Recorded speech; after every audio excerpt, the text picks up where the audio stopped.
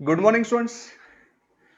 तर बघा आपण लास्ट लेक्चरपासून केमिकल बॉन्डिंग हा टॉपिक सुरू केलाय बरोबर. त्या टॉपिकमध्ये आपण स्टार्टिंगला काही इंट्रोडक्टरी पार्ट कंप्लीट केला, ज्यामध्ये आपण शिकलो की नेमके पिरियड टेबलमध्ये जे एलिमेंट्स आहेत तर ते काही कंबाईन फॉर्ममध्ये आहेत आणि काही कोणते तर फ्री फॉर्ममध्ये सुद्धा आहेत. जसे की इनर्ट गॅसेस हे फ्री फॉर्ममध्ये असतात. मग ते फ्री फॉर्ममध्ये का बरं आहेत? Because they maintain their octet rule. Stable electronic configuration आहे त्यांचं, म्हणजेच काय की फ्री फॉर्ममध्ये सापडतात. पण जे बाकीचे एलिमेंट्स आहेत जसे की हायड्रोजन, लिथियम, सोडियम किंवा इकडे ऑक्सिजन, नायट्रोजन पी ब्लॉकमध्ये येणारा, तर हे एलिमेंट्स मात्र काय तर कंबाईन फॉर्ममध्ये असतात.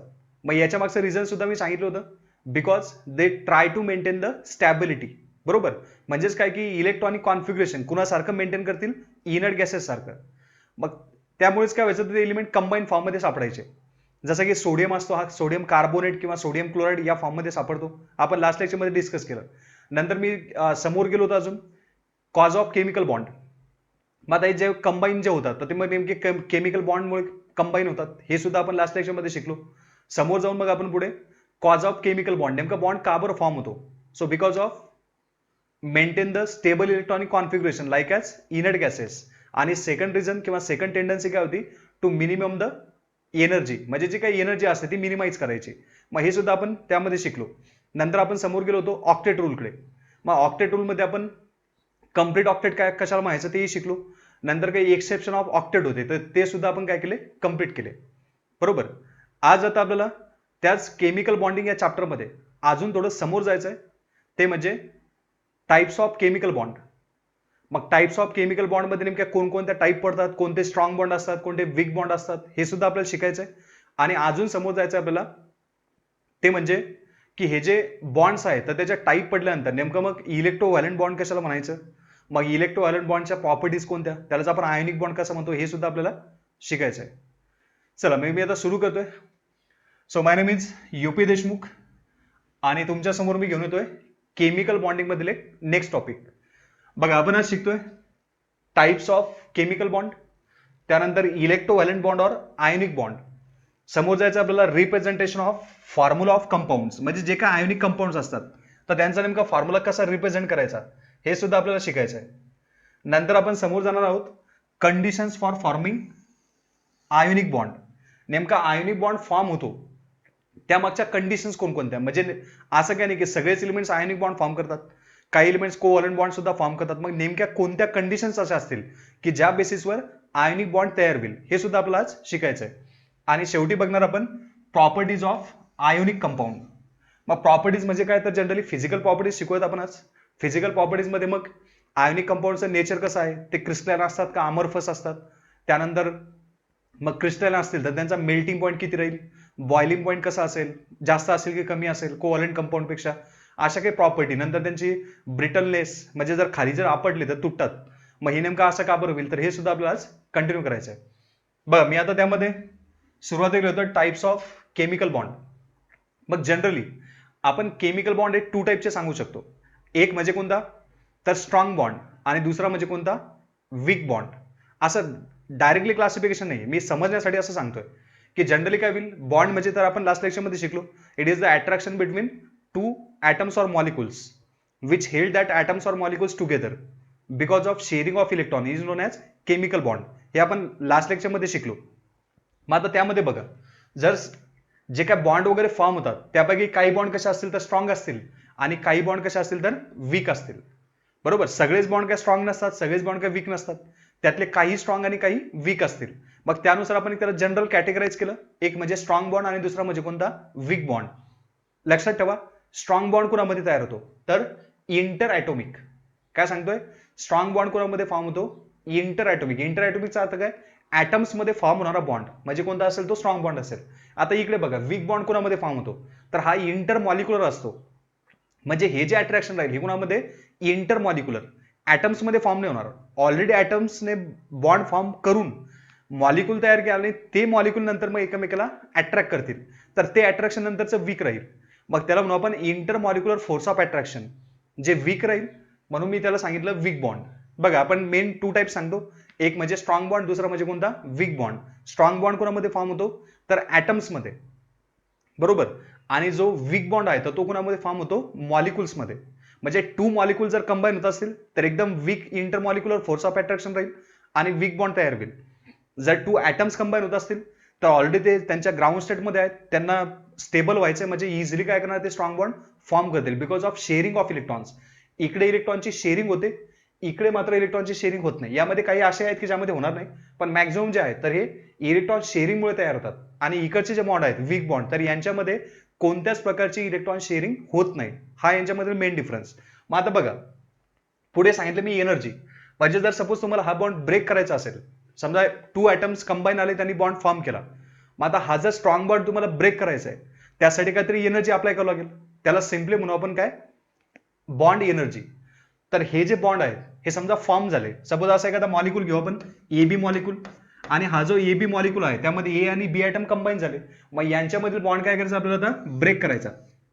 मग हा बॉन्ड ब्रेक करण्यासाठी नियर बाय किती एनर्जी लागते, तर 200 किलो जूल पर मोल. त्यापेक्षा कधी कधी जास्तही लागेल, ठीक आहे, पण अप्रॉक्सिमेटली व्हॅल्यू सांगते. जवळपास किती, या टाईपचे बॉन्ड जर तुम्हाला ब्रेक करायचे असेल तर जवळपास 200 किलो जूल पर मोल एवढी एनर्जी ते अप्लाय करावं लागेल.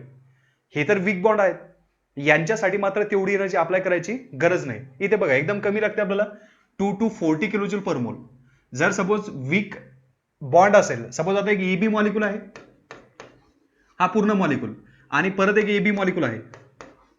आता यांनी ऑलरेडी तर बॉन्ड तयार केले स्वतःसोबत, म्हणजे त्यांच्यापासून मॉलिक्यूल तयार झाले. आणि हे जर मॉलिक्यूल आता एकमेकाला अट्रॅक्ट करत असेल तर याच्यामध्ये तर काही इलेक्ट्रॉनची शेअरिंग होणार नाही. इथे काय झालं, फक्त एक पार्शियल अट्रॅक्शन झालं. मग जर पार्शियल अट्रॅक्शन असेल तर ते बॉन्ड सुद्धा काय स्ट्रॉंग नाही. कोणते, इंटरमॉलिक्युलर. मी हे नाही म्हणत हे बॉन्ड कुणामध्ये आहेत तर ॲटॉमिक आहेत, हे तर स्ट्रॉंगच असणार. पण हे जे 2 मॉलिक्युल्स आहेत, एबी मॉलिक्यूल सेपरेट, इकडे पण एबी मॉलिक्यूल सेपरेट, हे एकमेकाच्या कॉन्टॅक्टमध्ये आले, यांच्यामध्ये जे अट्रॅक्शन आहे ते एकदम पार्शियल अट्रॅक्शन असणार. मग जे पार्शियल अट्रॅक्शन आहे तर तो बॉन्ड सुद्धा वीक राहील. मग हा बॉन्ड ब्रेक करायला खूप कमी एनर्जी लागते, म्हणजे काही इलेक्ट्रॉनची शेअरिंग वगैरे झाली नाही. मग कमी एनर्जी लागते म्हणजे किती लागते, जवळपास 2 to 40 किलो जूल. किती लागते, 2 to 40 किलो जूल पर मोल. म्हणजे 1 मोल कंपाऊंड जर घेतला तुम्ही, आणि त्यातील जर समजा तुम्हाला मॉलिक्युलर बॉन्ड तोडायचे, intermolecular force of attraction minimize करायचं आहे, तर तुम्हाला 2 किलो जूल पासून तर कुठपर्यंत 40 किलो जूल पर्यंत एनर्जी लागणार. 1 मोल म्हणजे आपण याआधी बेसिकमध्ये शिकलोय. आता इथे जर तीच कंडिशन अप्लाय करायची, सपोज एक पूर्ण मॉलिक्यूल घेतला तुम्ही, सिंगल मॉलिक्यूल, आणि त्यातील पूर्ण बॉन्ड तोडायचे, म्हणजे त्यापासून तुम्हाला ॲटम बनवायचे. इथे मात्र आपल्याला किती, खूप जास्त एनर्जी लागते, जवळपास 200 किलो जूल पर मोल एवढी एनर्जी अप्लाय करावं लागेल. मग या बेसिसवर आपण सांगू शकतो स्ट्रॉंग बॉन्ड आणि वीक बॉन्ड. स्ट्रॉंग बॉन्ड कोणामध्ये असतील, इंटर ॲटॉमिक, आणि वीक बॉन्ड कोणामध्ये असेल तर इंटर मॉलिक्युलर. आता यापेक्षा यावर डिस्कस करणं काय उपयोग नाही, तुमच्या लक्षात बसला असेल. चला समोर जातो मी आता स्ट्रॉंग बॉन्डच्या टाईपकडे. मग आता हा जो केमिकल बॉन्ड आहे, यांच्यामध्ये इलेक्ट्रॉनची शेअरिंग झाली, आणि इलेक्ट्रॉनच्या शेअरिंग मधून जो बॉन्ड फॉर्म झाला, तर त्या टाईपचे बॉन्ड जे असतील तर त्याच्यामध्ये आता टाईप पडल्या. त्यामधील फर्स्ट आहे कोणता, आयोनिक बॉन्ड. कोणता बॉन्ड आहे फर्स्ट, आयोनिक बॉन्ड. यालाच आपण इलेक्ट्रोव्हॅलंट बॉन्ड सुद्धा म्हणू शकतो. नंतर सेकंड टाईप पडते कोव्हॅलंट बॉन्ड. कोव्हॅलंट बॉन्ड, सध्याचे नावं लक्षात ठेवा. 10th स्टँडर्ड पर्यंत मला वाटतं तुम्ही थोडंफार इंट्रोडक्टरी पार्ट या रिलेटेड कम्प्लीट केला असेल. आता आपल्याला डिटेलमध्ये शिकायचं आहे, ठीक आहे. सध्याच्या टाईप लक्षात ठेवू आपण, आयोनिक बॉन्ड, कोव्हॅलंट बॉन्ड, नंतर समोर येतोय कोऑर्डिनेट बॉन्ड. हा मला वाटतं तुम्हाला 10th स्टँडर्ड पर्यंत नसेल, बेसिकमध्ये नसेल, नवीन आहे, 11th मध्ये आपल्याला शिकायचं आहे. आणि नंतर आहे मेटॅलिक बॉन्ड. याच्याबद्दल सुद्धा तुम्ही थोडंफार ऐकलेलं असेल. बघा, there are main 4 types of chemical bond. First one is ionic bond, which is also known as electrovalent bond. मग हे इलेक्ट्रोव्हॅलंट बॉन्ड हे इलेक्ट्रो व्हॅलन्सीनुसार कसं द्यायचं ते सुद्धा आपल्याला शिकायचं आहे. फर्स्ट आहे आयोनिक बॉन्ड, सेकंड आहे covalent bond, third coordinate bond, आणि फोर्थ नंबरचा कोणता, मेटॅलिक बॉन्ड. अशा केमिकल बॉन्डच्या मेन 4 टाईप पडल्या. बसतील लक्षात, समोर क्लिअर करू. नंतर आता वीक बॉन्ड, म्हणजे ज्यांच्यामध्ये काय फक्त मॉलिक्युलमध्ये अट्रॅक्शन आहे, तर त्यामध्ये पुन्हा 2 टाईप मेन पडतात. एक म्हणजे हायड्रोजन बॉन्ड, पुढे डिटेलमध्ये समजेल कोणता, हायड्रोजन बॉन्ड. आणि नंतर कोणता तर व्हॅन्डरवाल्स बॉन्ड. यालाच आपण व्हॅन्डरवाल फोर्स ऑफ अट्रॅक्शन सुद्धा म्हणू शकतो. इंटरमॉलिक्युलर फोर्स ऑफ अट्रॅक्शन आहे जे एकदम वीक राहील, त्यालाच म्हणू आपण व्हॅन्डरवाल बॉन्ड. यांच्यामध्ये इलेक्ट्रॉनची शेअरिंग अजिबात होत नाही. हे बॉन्ड तयार होताना फक्त पार्टली ते एकमेकाला अट्रॅक्ट करतात, पार्शियल अट्रॅक्शन राहील म्हणजे वीक राहील. यांच्यामध्ये मात्र काय होते, इलेक्ट्रॉनची शेअरिंग होते. त्यामध्ये फक्त मेटॅलिक बॉन्ड असा आहे की ज्यामध्ये इलेक्ट्रॉनची शेअरिंग होत नाही. बाकी मग हे जे आधीचे 3 बॉन्ड आहेत, आयोनिक बॉन्ड, कोव्हॅलंट बॉन्ड आणि कोऑर्डिनेट बॉन्ड, यांच्यामध्ये मात्र इलेक्ट्रॉनची शेअरिंग होते. आता ती शेअरिंग कशी होते त्या बेसिसवर पुन्हा अजून ह्या टाईप पडल्या. जर कम्प्लीट शेअरिंग होत असेल, म्हणजे एक सपोज ए ॲटम आहे, तो बी ॲटमला कम्प्लिटली त्याचे इलेक्ट्रॉन डोनेट करतो, मग अशी जर कम्प्लीट शेअरिंग होत असेल तर कोणता बॉन्ड तयार होईल? आयोनिक बॉन्ड तयार होईल. जर सपोज कम्प्लीट शेअरिंग होत नाहीये, ते एकमेकाला काय करतायत? फक्त इक्वली म्युच्युअली इलेक्ट्रॉनची शेअरिंग करतायत. म्हणजेच काय, म्युच्युअल शेअरिंग ऑफ इलेक्ट्रॉन जिथे होत असेल तिथे कोणता बॉन्ड फॉर्म होतो? Covalent bond. आणि मग त्या दोघांचं मिक्सचर, त्याला म्हणू आपण कोऑर्डिनेट बॉन्ड. कसा होईल पुढे सांगेलच. चला मी आज सुरुवात करतोय आता आयोनिक बॉन्डकडे. चला तुम्हाला केमिकल बॉन्डच्या टाईप समजले असतील. आता जा तुम्ही पुढे इलेक्ट्रोव्हॅलंट बॉन्ड किंवा आयोनिक बॉन्डकडे. मग आता याची एक सिंपल डेफिनेशन आहे. What is mean by ionic or electrovalent bond? So it is the bond which is form by complete transfer of electron from electropositive to electronegative atom. काय सांगितलं मी? एखादा हा जो बॉन्ड आहे तर हा बॉन्ड फॉर्म कसा होतो? तर कम्प्लीट ट्रान्सफर ऑफ इलेक्ट्रॉनमुळे. हा ट्रान्सफर कसा झाला पाहिजे? तर इलेक्ट्रोपॉझिटिव्ह ॲटम हा काय करणार? इलेक्ट्रोनिगेटिव्ह ॲटमला इलेक्ट्रॉन ट्रान्सफर करणार. मग त्या टाईपमध्ये काय तयार होते? तर आयन्स तयार होतील. आणि आयन्स तयार झाल्यामुळे त्यांच्यामध्ये जे अट्रॅक्शन होईल त्या अट्रॅक्शनला काय म्हणू आपण? आयोनिक बॉन्ड किंवा इलेक्ट्रोव्हॅलंट bond. It is the bond which is formed by complete transfer of electron from electropositive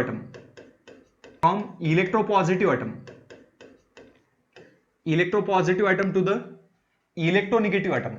असा हा complete transfer राहील. इलेक्ट्रोनिगेटिव्ह ॲटम अशी इलेक्ट्रॉनची शेअरिंग होईल. शेअरिंग कशी होईल? तर कम्प्लीट ट्रान्सफर ऑफ इलेक्ट्रॉन. म्हणजे एकदा का इलेक्ट्रॉन ट्रान्सफर केला तर परत तो इलेक्ट्रॉन परत घ्यायचा नाही. बरोबर? म्हणजे तो इलेक्ट्रॉन पुन्हा येणार नाही.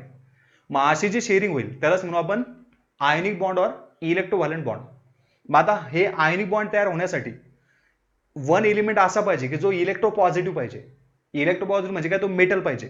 आणि दुसरा कसा पाहिजे? तर इलेक्ट्रोनिगेटिव्ह म्हणजे काय पाहिजे? नॉन मेटल पाहिजे. बघा, टू टाईपचे ॲटम एकमेकाच्या कॉन्टॅक्टमध्ये यायला पाहिजे. फर्स्ट म्हणजे काय? तर इलेक्ट्रोपॉझिटिव्ह म्हणजे मेटल. आपण याआधी शिकलो metals are electropositive, highly electropositive electron loose करतात. आणि दुसरा कोणता? नॉन मेटल पाहिजे. तरच काय होतील यांच्यामध्ये? कम्प्लीट ट्रान्सफर ऑफ इलेक्ट्रॉन होईल, कम्प्लीट शेअरिंग होईल इलेक्ट्रॉनची. मग सपोज आपण आता मेटल्स हे कोणत्या ब्लॉकमध्ये घेतो? तर जनरली एस ब्लॉक. एस ब्लॉकमध्ये येणारे एलिमेंट्स कोणकोणते? Hydrogen, lithium, sodium, potassium, rubidium, caesium आणि francium. Group first S block. आणि group second beryllium, magnesium, calcium, strontium, barium आणि radium. Group second S block. यांच्यापैकी फक्त हे स्टार्टिंगचे एलिमेंट सोडून द्या. का बरं सोडून द्यायचे मी समोर डिटेलमध्ये सांगेलच. सध्याचं लक्षात ठेवा, हे एलिमेंट्स निग्लेक्ट करा. कोण? हायड्रोजन आणि बेरिलियम यांना निग्लेक्ट करायचं. हे टू एलिमेंट सोडून देऊन बाकीचे जे एलिमेंट्स आहेत कोणते? मग लिथियम, सोडियम, पोटॅशियम, रुबिडियम, सिसियम, फ्रान्सियम, नंतर मॅग्नेशियम, कॅल्शियम, स्ट्रॉन्टियम, बेरियम आणि रेडियम. हे जर एलिमेंट हायली इलेक्ट्रोपॉझिटिव्ह आहेत, जर पी ब्लॉकच्या नॉन मेटलच्या कॉन्टॅक्टमध्ये आले, मग पी ब्लॉकचे नॉन मेटल्स कोणते शिकलो आपण याआधी पी ब्लॉकमध्ये. चला मी लिहून घेतो त्यातील काही. सपोज कार्बन, त्यानंतर सिलिकॉन हे नॉन मेटल्स आहेत. नंतर पुढे नायट्रोजन, फॉस्फरस हे सुद्धा नॉन मेटल आहेत. नंतर इकडे पुढे ऑक्सिजन, सल्फर नॉन मेटल्स. नंतर पुढे फ्लोरीन, क्लोरीन, ब्रोमीन, आयोडीन हे सुद्धा नॉन मेटल्स. तर यांच्यापैकी जर सपोज एस ब्लॉकचे एलिमेंट्स हे या पी ब्लॉकचे नॉन मेटलच्या कॉन्टॅक्टमध्ये जर आले तर बरोबर काय करतात? कम्प्लीट शेअरिंग करतात इलेक्ट्रॉनची. आणि कम्प्लीट शेअरिंग मधून जो रिझल्टिंग बॉन्ड तयार होईल त्याच बॉन्डला काय म्हणणार आपण? Ionic bond. बघा एकदम सिंपल. यावर क्वेश्चन विचारतील, which of the following molecule shows ionic bond. मग तुम्हाला ते मॉलिक्यूल चेक करताना काय करायचं? तर त्यामध्ये एक एस ब्लॉकचा एलिमेंट पाहिजे जो इलेक्ट्रोपॉझिटिव्ह असतो, इलेक्ट्रॉन लूज करतो. आणि दुसरा कोणता? तर पी ब्लॉकचे एलिमेंट पाहिजे नॉन मेटल पैकी. मग कोणकोणते? तर nitrogen, phosphorus, oxygen, sulphur, fluorine, chlorine, bromine आणि आयोडीन हे एलिमेंट्स नॉन मेटल जर या एलिमेंटच्या कॉन्टॅक्टमध्ये आले तर यांच्यामध्ये टेंडन्सी कोणती? आयोनिक बॉन्ड फॉर्मेशनची. काय तयार होईल यांच्यामध्ये? आयोनिक बॉन्ड तयार होईल. बघा एकदम सिंपल आहे, आरामात तुम्ही क्वेश्चन सॉल्व्ह करू शकता.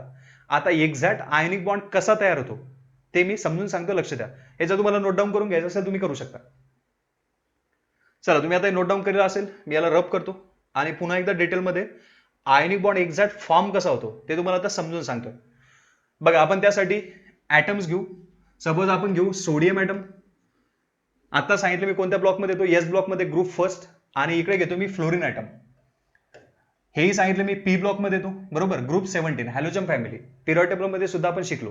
आता बघा करायचं काय, तर सोडियमचा atomic number Z is equal to 11, फ्लोरीनचा ॲटॉमिक नंबर लिहून घेऊ आपण Z इज इक्वल टू 9.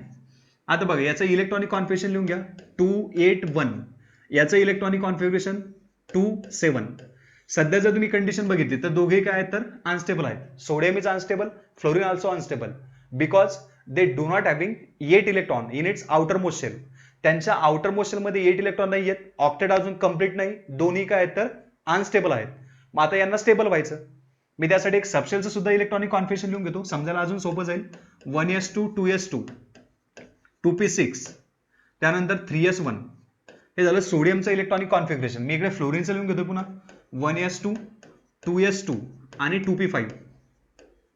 आता बघा यांच्यामध्ये होईल काय, तर यांच्यामध्ये होईल complete transfer of electron to maintain the stability. Stability maintain करण्यासाठी काय करणार आहे, इलेक्ट्रॉनची शेअरिंग करणार. शेअरिंग कशी करतील बघा, जो मेटल आहे तो काय असतो इलेक्ट्रोपॉझिटिव्ह. इलेक्ट्रोपॉझिटिव्ह कशाला म्हणायचं, असा एखादा ॲटम जो इलेक्ट्रॉन लूज करून कोणता चार्ज अक्वायर करतो, पॉझिटिव्ह चार्ज अक्वायर करतो. आपण याआधी शिकलोय की एस ब्लॉक मध्ये एलिमेंट जे असतात त्यांची टेंडन्सी काय असते इलेक्ट्रॉन लूज करण्याची, म्हणून मग यांना म्हणायचं इलेक्ट्रोपॉझिटिव्ह एलिमेंट्स. एस ब्लॉक मध्ये group first group second electropositive electron loose करतात. ग्रुप फर्स्ट 1 इलेक्ट्रॉन लूज करतो, ग्रुप सेकंडचे एलिमेंट किती तर 2 इलेक्ट्रॉन लूज करतात. हा ग्रुप फर्स्ट मध्ये तो 1 इलेक्ट्रॉन लूज करणार. जर तुम्ही ते मॅग्नेशियम किंवा कॅल्शियम जर घेतलं असतं तर त्यांनी किती 2 इलेक्ट्रॉन लूज केले असते. त्या एस ब्लॉक मधून फक्त हायड्रोजन आणि बेरिलियम आयोनिक बॉन्ड फॉर्म करतील, की जे सगळे काय करतील आयोनिक बॉन्ड फॉर्म करतील या पी ब्लॉकच्या एलिमेंटच्या कॉन्टॅक्ट मध्ये आले तर. मी आता ते लिहून दिले सुद्धा होते. आता बघा इथे होईल काय, तर सोडियम काय करेल याच्या आउटर मोस्ट शेल मधून कम्प्लिटली 1 इलेक्ट्रॉन कुठे ट्रान्सफर करणार, फ्लोरीनच्या आउटर मोस्ट शेल मध्ये ट्रान्सफर करणार. बघा काय होतंय, सोडियम त्याचा 1 इलेक्ट्रॉन लूज करतोय कम्प्लिटली आणि हा जातो कुठे, हा जातो फ्लोरीनच्या आउटर मोस्ट शेल मध्ये. मग आता बघा तुम्ही असंही म्हणू शकता की या 3s1 मधून हा इलेक्ट्रॉन लूज झाला, कम्प्लिटली त्याने सोडून दिला कोणी सोडियमने, आणि हा इलेक्ट्रॉन जाऊन कुठे बसला तर 2p5 मध्ये व्हॅलन्स शेल मध्ये जाऊन बसेल तो. म्हणजेच काय होईल इथे नंतर 2p5 चा 2p6 होईल आणि ते 3s1 चा 3s0 होईल. नंतरच्या कंडिशन आपण आता लिहून घेऊ कशा बघा, सोडियमने 1 इलेक्ट्रॉन लूज केला, काय तयार होईल त्यापासून कॅटायन तयार होईल ऑब्व्हियसली, Na पॉझिटिव्ह फॉर्म होईल. आता तोच इलेक्ट्रॉन ऍक्सेप्ट कोणी केला, फ्लोरीनने ऍक्सेप्ट केला, फ्लोरीनची इलेक्ट्रॉन डेन्सिटी वाढेल, फ्लोरीनच्या साईडने चार्ज द्या निगेटिव्ह कारण त्याने इलेक्ट्रॉन गेन केला. That means cations and anions are form. Cation कोणापासून फॉर्म झाला, those element which can lose their electron form cation. ज्यांनी इलेक्ट्रॉन लूज केले त्यापासून कॅटायन तयार झाला, ज्यांनी इलेक्ट्रॉन ऍक्सेप्ट केले त्यांच्यापासून अनायन तयार झाला. यामध्ये हेही विचारतील की मग सांगा कॅटायन आणि अनायन यांच्यापैकी कमी साईज कोणाची असते आणि जास्त साईज कोणाची असते, तर आपण पिरियड टेबल मध्ये शिकलोय cations are smaller in size as compared to anion. याच्या मागचं रिझन काय, मी याआधी बोललो की जर कॅटायन म्हणजे पॉझिटिव्ह चार्ज जर असेल तर कुणाची पॉवर वाढते, न्यूक्लियसची पॉवर वाढते. न्यूक्लियस काय करतो इलेक्ट्रॉनला आत ओढतो त्यांच्यामधल्या, म्हणजे साईज काय होईल कमी कमी होईल. इथे काय होतं, इथे निगेटिव्ह चार्ज येतोय, निगेटिव्ह चार्ज येतो इन द सेन्स काय इलेक्ट्रॉनची पॉवर वाढते.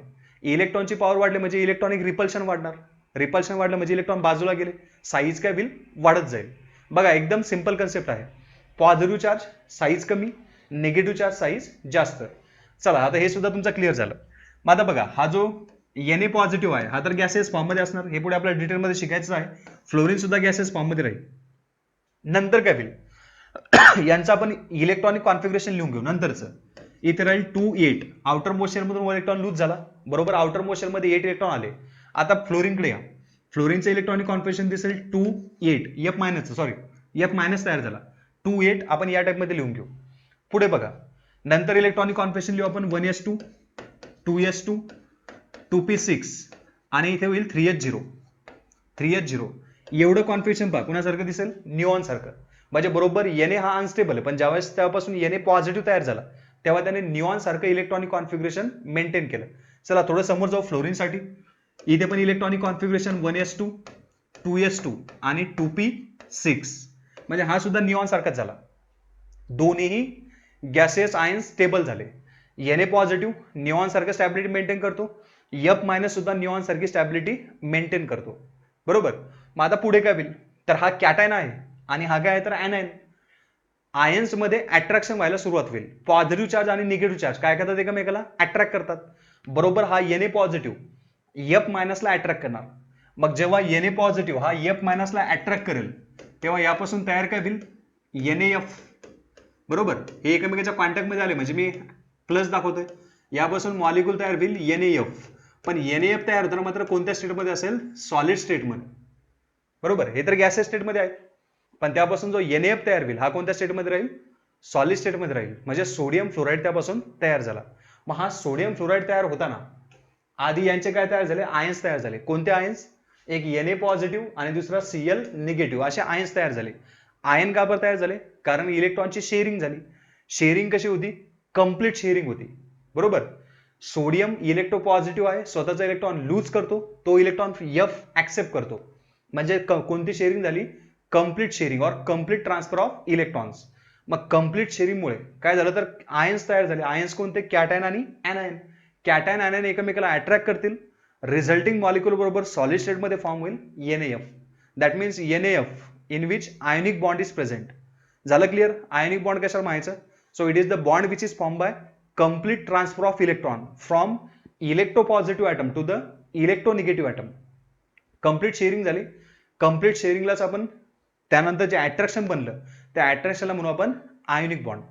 आता सिम्पली एकदम आयोनिक बॉन्ड कुणामध्ये फॉर्म होईल?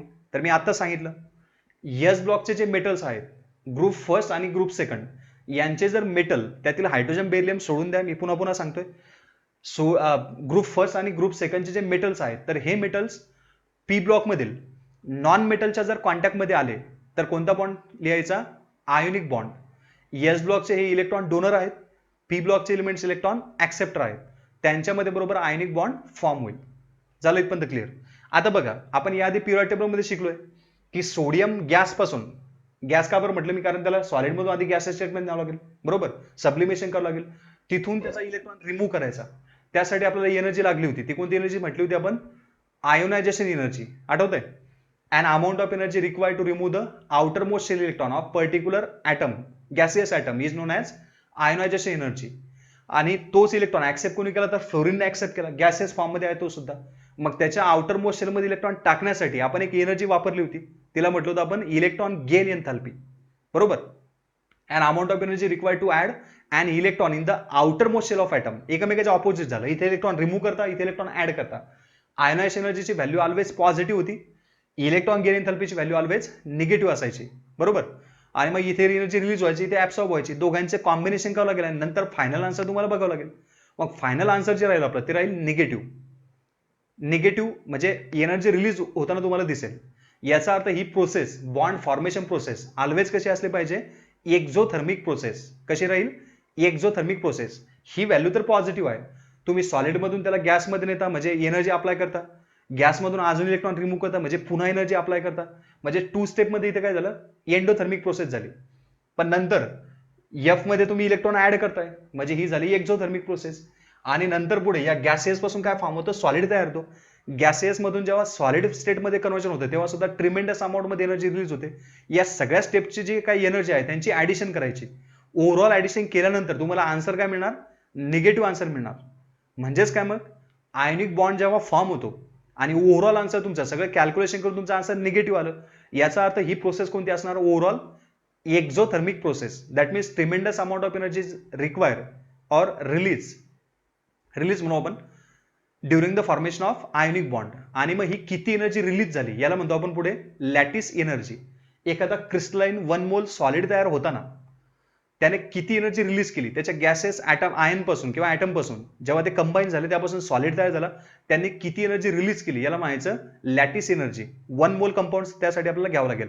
पुढे जाऊन लॅटिस एनर्जी म्हणजे काय भानगड आहे हे सुद्धा आपल्याला डिटेलमध्ये शिकायचं आहे. चला हे तुमच्या आता एक्झाम्पल लक्षात आलं असेल. मी पटकन अजून एक एक्झाम्पल घेतोय कॅल्शियमच्या रिलेटेड आणि पुन्हा मग नेमक्या याच्या कंडिशन वगैरे समजून सांगतो. आता बघा त्यातच मध्येच मी representation of formula of ionic compounds हा सुद्धा टॉपिक कंप्लीट करतो. चला लक्ष द्या.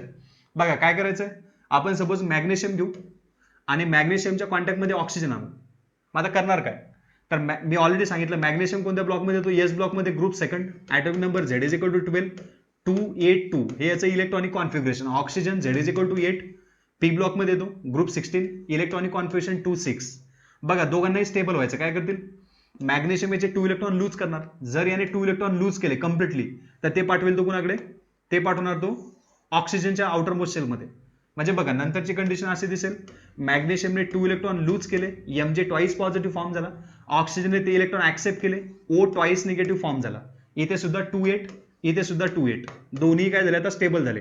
दोन्ही कोणत्या फॉर्म मध्ये असतील, गॅसियस फॉर्म मध्ये. हा सुद्धा गॅस, हा सुद्धा गॅस. चला नंतर यांना कंबाईन करा. यांना कंबाईन केल्यानंतर यांच्यापासून काय तयार होईल, MgO. MgO कोणत्या स्टेटमध्ये असेल, सॉलिड स्टेटमध्ये. बरोबर, म्हणजे पुन्हा एनर्जी रिलीज होईल. कोणता बॉन्ड फॉर्म झाला, आयोनिक बॉन्ड फॉर्म झाला, because of complete transfer of electron. Ions are form, first one is cation Mg twice positive and second one is O twice negative. हे जे चार्जेस आहे, हे charges एकमेकाला exactly balance करतात, कारण similar 2 positive twice negative. तर हे काय करतील, बॅलन्स करतील. म्हणजे नंतरचा जो फायनल आयोनिक कंपाऊंड तयार होतो, हा कंपाऊंड कसा राहील, न्यूट्रल राहील. लक्षात ठेवा, आयोनिक कंपाऊंड जेव्हा सॉलिड स्टेटमध्ये येतात तेव्हा ते न्यूट्रल्स असतात, त्यांच्यावर कोणता चार्ज नसतो. न्यूट्रल कंपाऊंड तयार झाला. याच्या आधी आपण जे सोडियम क्लोराईडचं एक्झाम्पल घेतलं, सॉरी सोडियम फ्लोराईडचं, तो सुद्धा कसा राहील, न्यूट्रलच राहील. कोणता चार्ज येणार नाही, कारण Na पॉझिटिव्हने F निगेटिव्हला एक्झॅक्टली बॅलन्स केलं चार्जला. म्हणजे काय, न्यूट्रल कंपाऊंड तयार झाला. बघा हे सुद्धा एक एक्झाम्पल आपण घेऊ शकतो. मग आता यांचं रिप्रेझेंटेशन कसं करायचं, तर बघा पटापट मी समजून सांगतो. यासाठी तुम्ही क्रिस्क्रॉस लॉ अप्लाय करा. क्रिस्क्रॉस लॉ अप्लाय करून तुम्ही आरामात एक्झाम्पल सॉल्व्ह करू शकता. सपोज आपण आता इथे परत एक कॅल्शियम घेऊ आणि याच्या कॉन्टॅक्टमध्ये सपोज क्लोरीन आणू. मग आता कॅल्शियमच्या कॉन्टॅक्टमध्ये क्लोरीन येत असेल तर कोणता बॉन्ड फॉर्म होईल, आयनिक बॉन्ड फॉर्म होईल. मी आताच बोललो, कॅल्शियम एस ब्लॉकमध्ये येतो, क्लोरीन नॉन मेटल आहे, पी ब्लॉकमध्ये येतो. कम्प्लीट ट्रान्सफर होईल. कोण इलेक्ट्रॉन डोनेट करणार, एस ब्लॉकचे element electro positive electron lose करतील आणि ते हायड्रोजन ऍक्सेप्ट करतील. मग कॅल्शियम कोणत्या ग्रुपमध्ये येतो, ग्रुप सेकंड मध्ये. याचा अर्थ काय, हा 2 इलेक्ट्रॉन लूज करणार. किती इलेक्ट्रॉन, 2 इलेक्ट्रॉन. किंवा ऍटॉमिक नंबर माहित असेल तर ते सुद्धा तुम्ही करू शकता. 20 2 8 8 2. बघा काय करेल, आउटर मोस्ट शेल मधील 2 इलेक्ट्रॉन लूज करणार. हे इलेक्ट्रॉन ऍक्सेप्ट कोण करणार, तर क्लोरीन. याचा atomic number Z is equal to 17. इथे लिहून घेऊ आपण 2 8 7. आता विचार करा, कॅल्शियमला काय करायचं, कॅल्शियमला स्टॅबिलिटी मेंटेन करण्यासाठी 2 इलेक्ट्रॉन लूज करायचे, ट्रान्सफर करायचे कोणाकडे, क्लोरीनकडे. पण क्लोरीन काय करणार, जेवढे पाहिजे तेवढीच घेईल, गरजेपेक्षा जास्त कधी घेत नाही. आपल्यासारखे नसतात, खूप सारं स्टोअर करायचं, असं कधी होत नाही. काय करेल, फक्त 1च इलेक्ट्रॉन ऍक्सेप्ट करेल, कारण त्याला स्टॅबिलिटी मेंटेन करण्यासाठी फक्त 1च इलेक्ट्रॉनची गरज आहे. याचा अर्थ काय होईल, कॅल्शियमच्या कॉन्टॅक्टमध्ये फक्त सिंगल क्लोरीन नाही येणार, तर किती क्लोरीन येतील, 2 क्लोरीन येतील. कसे बघा, चला मी इथे लिहून घेतो पुन्हा. Z इज इक्वल टू 17, 2 8 आणि 7. म्हणजे बघा या 2 इलेक्ट्रॉन पैकी 1 इलेक्ट्रॉन इथे येईल आणि 1 इलेक्ट्रॉन या क्लोरीनच्या आउटर मोस्ट शेल मध्ये येईल. म्हणजे कॅल्शियमने बरोबर 2 इलेक्ट्रॉन लूज केले आणि ते 2 इलेक्ट्रॉन हे 1 क्लोरीनने ऍक्सेप्ट केले. एकाच क्लोरीनने 2 इलेक्ट्रॉन नाही घेतले, कारण त्याला तेवढी गरजच नाहीये, फक्त 1 इलेक्ट्रॉनची गरज आहे. म्हणजे अशा वेळेस काय होईल, फक्त 1 इलेक्ट्रॉन्स इकडे येईल. मग आता नंतर तयार काय झालं, तर इथे Ca ट्वाइस पॉझिटिव्ह तयार झाला आणि इकडे काय तर Cl मायनस आणि Cl मायनस तयार झाला.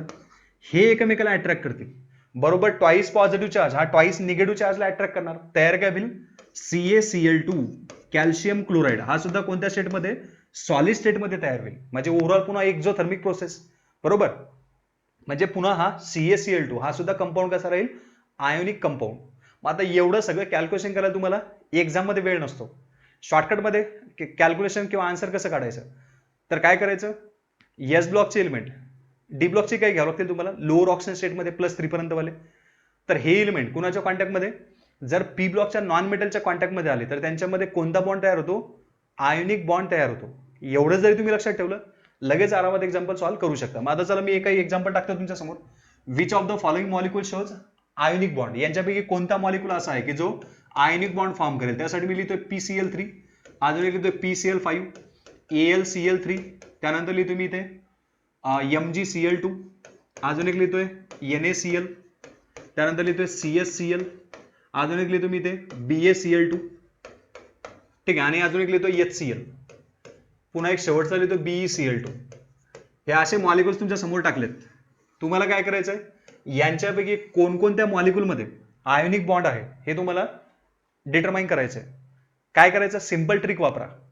एस ब्लॉकचा एलिमेंट इलेक्ट्रोपॉझिटिव्ह कुणाच्या कॉन्टॅक्टमध्ये, पी ब्लॉकच्या नॉन मेटलच्या कॉन्टॅक्टमध्ये यायला पाहिजे, आयनिक बॉन्ड तयार होईल. करणार काय बघा, PCl3. चला दोन्ही आयटम चेक करा. एक आहे फॉस्फरस, दुसरा आहे क्लोरीन. फॉस्फरस कोणत्या ब्लॉकमध्ये येतो, पी ब्लॉकमध्ये, आणि क्लोरीन सुद्धा कोणत्या ब्लॉकमध्ये येतो, पी ब्लॉकमध्ये. आता हे एलिमेंट माहित असणं गरजेचं आहे, जे तुम्ही अभ्यास केला असेल माहिती असतील. P phosphorus P block, chlorine सुद्धा P block, P block P block, ionic bond नाही तयार होत. कोणता बॉन्ड लिहायचा? कोव्हॅलंट बॉन्ड, जो आपण समोर जाऊन शिकणार आहे. सोबत पी आणि पी एकमेकाच्या कॉन्टॅक्टमध्ये आले, कोव्हॅलंट बॉन्ड. एस आणि पी एकमेकाच्या कॉन्टॅक्टमध्ये आले, आयोनिक बॉन्ड. PCl3 कोणता बॉन्ड राहील? Ionic sorry covalent bond. PCl5 phosphorus पुन्हा पी ब्लॉक, क्लोरीन सुद्धा P block, covalent bond. AlCl3 aluminium P block, chlorine सुद्धा पी ब्लॉक, कोणता bond? Covalent bond. MgCl2 magnesium S block, electron lose करणार, ते electron chlorine accept करेल, कोणता bond form होईल? Ionic bond. म्हणजे बघा MgCl2 मध्ये आयोनिक बॉन्ड, चला मी शॉर्टकट मध्ये आय लिहितोय. NaCl sodium S block, chlorine P block, ionic bond. CsCl CCM सुद्धा एस ब्लॉक मध्ये येतो, ग्रुप फर्स्ट शिकलोय आपण, क्लोरीन पी ब्लॉक, म्हणजे इथे सुद्धा ionic bond. BaCl2 barium, group second S block, chlorine P block, ionic bond. समोर जा HCl, कोणता बॉन्ड? आयोनिक लिहायचा? अजिबात नाही. मी सांगितलं एस ब्लॉक मध्ये फक्त हायड्रोजन आणि बेरिलियम सोडून द्या. मग हायड्रोजन आहे तिथे, जरी एस ब्लॉक मध्ये येतो पण पी ब्लॉकच्या कॉन्टॅक्ट मध्ये आला तरी पण यामध्ये कोणता बॉन्ड? Covalent bond. इथे आपण कन्फ्युज होऊ शकतो, ठीक आहे ना. त्यासाठी हायड्रोजन बेरिलियम सोडून द्यायचे. इथे बघा बेरिलियम पण आला, बेरिलियम जरी क्लोरीनच्या कॉन्टॅक्ट मध्ये आला तरी सुद्धा आयोनिक बॉन्ड फॉर्म करत नाही. कोणता बॉन्ड फॉर्म करतो? Covalent bond. याच्या मागचा रिझन्स आपण जो फजान्स रूल आहे पुढे येईल आता, त्यामध्ये आपण डिटेलमध्ये कव्हर करू. सध्याचं लक्षात ठेवा, हायड्रोजन बेरिलियम निग्लेक्ट करायचे, बाकीचे एस ब्लॉक आहे पी ब्लॉकच्या कॉन्टॅक्टमध्ये आयोनिक बॉन्ड फॉर्म करतील. चला या मध्ये तुम्ही कन्सेप्ट शॉर्टकटमध्ये अप्लाय करू शकता. मी सांगितलंय आधी, आयोनिक कंपाऊंड कसे असतात तर न्यूट्रल इन नेचर. कसे असतात? न्यूट्रल. त्यानंतर हा जो आयोनिक बॉन्ड तयार झाला हा डायरेक्शनलेस असतो, याला कोणती डायरेक्शन वगैरे नसते, कारण याच्यामध्ये ऍटम जे काय ॲटॉमिक ऑर्बिटल्स असतात, एस ऑर्बिटल पी ऑर्बिटल यांचा ओव्हरलॅप होत नाही, कंबाईन नाही होत. जर ते कंबाईन झाले असं त्याला काही डायरेक्शन वगैरे मिळाली असती. But ionic bond is non directional nature. Represent कसा करायचा? सपोज आपण सोडियम क्लोराईड घेऊयात, NaCl. NaClचं रिप्रेझेंटेशन आपण या फॉर्म मध्ये करतो, सोडियम आणि Cl. कधीही लिहिताना, आयोनिक कंपाऊंड लिहिताना जो कॅटायन असतो, कोण? कॅटायन, हा कधीही लेफ्ट हँड साईडने लिहायचा. आणि जो ऍनायन असतो तर ऍनायन कधीही कोणत्या साईडने लिहायचा? राईट हँड साईडने रिप्रेझेंट करायचा. बघा समजा आता तुम्हाला असं म्हटलं की मॅग्नेशियम हा आयोडीनच्या कॉन्टॅक्टमध्ये येणार आहे. कोणाच्या? आयोडीनच्या. मग मॅग्नेशियम कोणत्या ग्रुपमध्ये येतो? ग्रुप सेकंड मध्ये, 2 व्हॅलन्सी. आणि आयोडीन कोणत्या ग्रुपमध्ये येतो? ग्रुप 17 मध्ये. 1 इलेक्ट्रॉन पाहिजे त्याला, म्हणजे त्याची 1 व्हॅलन्सी. मग क्रिस क्रॉस रूल अप्लाय करा. बघा कसं रिप्रेझेंटेशन करायचं. मॅग्नेशियम आणि आयोडीन यांच्यापासून तुम्हाला आयोनिक कंपाऊंड तयार करायचा. मॅग्नेशियमची व्हॅलन्सी 2, इलेक्ट्रो व्हॅलन्सी म्हणू आपण याला. इलेक्ट्रो व्हॅलन्सी म्हणजे काय तर किती इलेक्ट्रॉन लूज किंवा किती इलेक्ट्रॉन ऍक्सेप्ट करतो. तर मॅग्नेशियम काय करतो? 2 इलेक्ट्रॉन लूज करतो, बरोबर, पॉझिटिव्ह चार्ज येईल त्यावर. पण व्हॅलन्सी ही जी इलेक्ट्रो व्हॅलन्सी आहे तर ही कधी पॉझिटिव्ह किंवा निगेटिव्ह नसते. एक नंबर लिहायचा फक्त. मॅग्नेशियमची व्हॅलन्सी 2 इलेक्ट्रो व्हॅलन्सी, आणि आयोडीनची इलेक्ट्रो व्हॅलन्सी किती? 1, कारण काय तो 1 इलेक्ट्रॉन ऍक्सेप्ट करणार. मग इथे आपण लिहून घेऊ 1. नंतर क्रिस क्रॉस रूल अप्लाय करा. काय करणार सांगा मग? मॅग्नेशियमचे किती ॲटम घेणार? 1 ॲटम. आणि आयोडीनचे किती ॲटम घेणार? 2 ॲटम. Mg I2 तयार झाला. रिप्रेझेंट करताना असं नाही लिहायचं I2Mg, आपण या फॉर्म मध्ये त्याला लिहिणार नाही. हे असं लिहिलं तर चुकून जाईल. रिझन काय? सिस्टमॅटिक वेने आपण त्याला रिप्रेझेंट करतो. कॅटायन कधी कोणत्या साईडने लिहायचा? लेफ्ट हँड साईडने. आणि आयनायन कधी कोणत्या साईडने लिहायचा? राईट हँड साईडने. झालं क्लिअर? या टाईपमध्ये आपण रिप्रेझेंटेशन करू शकतो. Mg I2 मॉलिक्यूल तयार झाला. समजा तुम्हाला असं सांगितलं की CCM आहे आणि हा CCM सपोज ब्रोमिनच्या कॉन्टॅक्टमध्ये आला, कोणता बॉन्ड तयार होईल? CCM येतो एस ब्लॉक मध्ये, ग्रुप फर्स्ट. ब्रोमिन येतो पी ब्लॉक, कोणता बॉन्ड फॉर्म होईल? Ionic bond. CsBr, बरोबर. कॅटायन लेफ्ट हँड साईडने, आयनायन राईट हँड साईडने. जर असं विचारलं की सपोज मॅग्नेशियम आहे आणि हा मॅग्नेशियम फॉस्फरसच्या कॉन्टॅक्टमध्ये आला, सांगा यांच्यामध्ये कोणता बॉन्ड असेल? तर magnesium S block, phosphorus P block, non metal, ionic bond तयार होईल. मॉलिक्युलर फॉर्म्युला कसा लिहायचा? तर बघा काय करणार, मॅग्नेशियमची व्हॅलन्सी 2 इलेक्ट्रो व्हॅलन्सी आणि फॉस्फरसची इलेक्ट्रो व्हॅलन्सी 3. आपण याआधी शिकलो इलेक्ट्रो व्हॅलन्सी कशी काढायची. क्रिस क्रॉस रूल अप्लाय करा. क्रिस क्रॉस रूल जेव्हा तुम्ही अप्लाय करणार तर मॅग्नेशियमचे किती ॲटम घेणार? 3 ॲटम Mg3, आणि फॉस्फरसचे किती घेणार? 2 ॲटम. मॅग्नेशियम फॉस्फाईड तयार होईल. काय तयार झाला? Magnesium phosphide. म्हणजे बरोबर काय? एक आयोनिक कंपाऊंड फॉर्म झाला. चला अजून एक एक्झाम्पल घेतोय. सपोज कॅल्शियमच्या कॉन्टॅक्टमध्ये सल्फर आला, यापासून कोणता कंपाऊंड तयार होईल? कॅल्शियमची व्हॅलन्सी 2, सल्फरची व्हॅलन्सी सुद्धा 2, Ca2S2, म्हणजेच कॅल्शियम सल्फाईड. याला तुम्ही सिम्पली असंही लिहू शकता CaS, बरोबर. कॅल्शियम सल्फाईड फॉर्म होईल. म्हणजेच काय करायचं? क्रिस क्रॉस रूल अप्लाय करायचा आणि क्रिस्क्रॉसच्या बेसिसवर तुम्ही आयोनिक कंपाऊंडचे फॉर्म्युले लिहू शकता. आयोनिक कंपाऊंडचा आपण इम्पिरिकल फॉर्म्युला लिहितो, मॉलिक्युलर फॉर्म्युला लिहित नाही. आता हे कसं आहे अजून डिटेलमध्ये मी सांगेलच. लक्षात ठेवा, आयोनिक कंपाऊंडचा आपण इम्पिरिकल फॉर्म्युला लिहितो, मॉलिक्युलर फॉर्म्युला आपण घेत नाही. मॉलिक्युलर फॉर्म्युला आपण ऑर्गॅनिक कंपाऊंडचा लिहू शकतो. बघा या टाईपमध्ये ही प्रॉपर्टी आहे. आता आयोनिक बॉन्ड हा नॉन डायरेक्शनल कसा असतो तेही सांगतो. बघा सपोज आपण सोडियम क्लोराईड घेतला होता NaCl, तर याला अशी डायरेक्शन नसते, असं हे असं डॅश नाही द्यायचं यामध्ये. हा जर डॅश दिला ते रॉंग होईल. कारण का डॅश कधी देतो आपण, जेव्हा इक्वल शेअरिंग होत असेल तेव्हा. इक्वल शेअरिंग होते, ॲटॉमिक ऑर्बिटल कंबाईन होतात आणि त्या बॉन्डला जे काय अट्रॅक्शन तयार झालं त्याला आपण बॉन्ड म्हणतो, त्याला एक डायरेक्शनल प्रॉपर्टी मिळते. इथे मात्र तसं होत नाही. इथे काय कम्प्लीट पॉझिटिव्ह चार्ज आणि कम्प्लीट निगेटिव्ह चार्ज आला होता. ॲटमचा ओव्हरलॅप काही झाला नव्हता. ॲटॉमिक ओव्हरलॅप म्हणजेच काय, ॲटॉमिक ऑर्बिटल ओव्हरलॅप झाले नाही, मिक्स झाले नाही. म्हणजेच काय मग आता इथे एकावर कम्प्लीट पॉझिटिव्ह चार्ज आला होता. सपोज मी इथे लिहितोय Na पॉझिटिव्ह, ज्याची साईज कमी होती, आणि Cl निगेटिव्ह, याची साईज जास्त असते. मी आता या टाईपमध्ये दाखवतोय. होईल काय बघा, या Na पॉझिटिव्हला किंवा या Cl निगेटिव्हला, मी Cl निगेटिव्ह साठी सांगतोय, हा जो चार्ज राहील निगेटिव्ह चार्ज, हा फक्त या साईडनेच नाही राहणार, सगळ्या क्लोरीन ॲटमवर तो राहील. मग सगळ्याच क्लोरीन ॲटमवर जर निगेटिव्ह चार्ज राहत असेल तर सोडियम पॉझिटिव्ह त्याला कोणत्याही साईडने असू शकतो. म्हणजे सपोज हा सेंटरमध्ये ते क्लोरीन जर असेल तर सोडियम काय करणार, अशा डायरेक्शनमध्ये फिरत राहील, कोणत्याही साईडने तो असू शकतो. फ्रंट साईडने सुद्धा असू शकतो, या साईडने सुद्धा, किंवा या साईडने किंवा बॅक साईडने सुद्धा असू शकतो. अप्पर किंवा लोअर कसाही असू शकतो. फक्त रिप्रेझेंट करताना काय करतो आपण, कॅटायन लेफ्ट हँड साईडने लिहितो आणि ॲनायन हा राईट हँड साईडने लिहितो. याला तुम्ही या वेने दाखवू शकता. समजा तुम्हाला आयनिक बॉन्ड रिप्रेझेंट करायचा, मी याला रब करतो आता. जर तुम्हाला आयनिक बॉन्ड रिप्रेझेंट करायचा असेल तर तुम्ही असंही दाखवू शकता, सोडियम आणि क्लोरीन असं सुद्धा तुम्ही आयनिक बॉन्ड दाखवू शकता. पण प्रत्येक वेळेस काय लिहायची गरज नाही. ठीक आहे, आयनिक बॉन्ड दाखवायची ही एक प्रॉपर्टी आहे. याचं मिनिंग काय, हा सपोज जर क्लोरीन असेल तर हा सोडियम काय करेल, असा कंटिन्यू याच्या कॉन्टॅक्टमध्ये असा फिरत राहील. असा कोणत्याही एरियामध्ये असू शकतो. 360च्या रोटेशनमध्ये जे काय सर्कल असतं ना, सेंटरमध्ये सपोज क्लोरीन जर असेल तर सोडियम त्याच्या 360च्या रोटेशनमध्ये कुठेही असू शकतो. अशी फिक्स त्याची डायरेक्शन नाही की सपोज या साईडने तो आहे किंवा या साईडने आहे, असं कधी होणार नाही. That means ionic bond is non directional. बघा आयनिक कंपाऊंड कसे असतात, न्यूट्रल असतात आणि नॉन डायरेक्शनल असतात, ज्यांच्यामध्ये कंप्लीट शेअरिंगमुळे एक बॉन्ड तयार होतो, तो म्हणजेच आयनिक बॉन्ड. चला आता एवढं आयनिक बॉन्डच्या बद्दल मी जे काय बोललो तुमच्यासाठी सफिशियंट होईल. चला आता पुढे जाऊ आपण. Conditions for forming ionic bond. नेमक्या कोणकोणत्या कंडिशन अशा आहेत की ज्या आयनिक बॉन्ड फॉर्मेशनला फेवर करतात, हे आपल्याला बघायचंय. मग त्यासाठी मी आता आधीच तुम्हाला सांगितलं की वन ॲटम कसा पाहिजे, इलेक्ट्रो पॉझिटिव्ह पाहिजे, आणि दुसरा ॲटम कसा पाहिजे, इलेक्ट्रो निगेटिव्ह पाहिजे. बरोबर, वन ॲटम इलेक्ट्रो पॉझिटिव्ह आणि दुसरा atom electronegative. Electropositive म्हणजे काय, जे इलेक्ट्रॉन लूज करतात, आणि इलेक्ट्रो निगेटिव्ह म्हणजे काय, जे इलेक्ट्रॉन ऍक्सेप्ट करतात. झालं clear. Electro positive electron lose करणार आहे, इलेक्ट्रो निगेटिव्ह इलेक्ट्रॉन ऍक्सेप्ट करणार आहे. मग इलेक्ट्रॉन लूज करण्यासाठी किंवा इलेक्ट्रॉन रिमूव्ह करण्यासाठी आपण जी एनर्जी अप्लाय करतो त्याला कोणती एनर्जी म्हटलं आपण, आयोनायझेशन एनर्जी. बरोबर, पटापट इलेक्ट्रॉन लूज झाले पाहिजे, म्हणजे एनर्जी कमी लागली पाहिजे इलेक्ट्रॉन रिमूव्ह करण्यासाठी. याचा अर्थ की हे जे कॅटायन्स असतात हे हायली इलेक्ट्रो पॉझिटिव्ह पाहिजे आणि त्यांची आयोनायझेशन एनर्जी कमी पाहिजे, म्हणजे इलेक्ट्रॉन रिमूव्ह करायला आपल्याला कमी एनर्जी लागली पाहिजे, म्हणजे पटकन आयन्स कॅटायन तयार होईल. बरोबर, आणि जर लवकर कॅटायन तयार होत असेल तर आयनिक बॉन्ड फॉर्मेशनची टेंडन्सी वाढणार. आता ते Clच्या रिलेटेड विचार करा. एखादा ऍनायन घेऊन आपण, जो इलेक्ट्रो निगेटिव्ह असतो तो इलेक्ट्रॉन कॅप्चर करतो. बरोबर, म्हणजेच काय करतो आपण, त्याच्या आउटर मोस्ट शेलमध्ये इलेक्ट्रॉन ऍड करतो. तो इलेक्ट्रॉन ऍड करतो याचा अर्थ काय झाला, इलेक्ट्रॉन गेन एन्थॅल्पी झाली. पिरियड टेबलमध्ये शिकलोय आपण. इलेक्ट्रॉन गेन एन्थॅल्पी म्हणजे काय, an amount of energy required to add an electron in the outermost shell of gaseous atom. एखाद्या गॅसियस ॲटमच्या आउटर मोस्ट शेल मध्ये इलेक्ट्रॉन टाकायचा त्याला म्हणतो आपण इलेक्ट्रॉन गेन एन्थॅल्पी. जर त्याने तो इलेक्ट्रॉन पटकन घेतला तर काय होईल, त्याचं लगेच ऍनायन तयार होईल.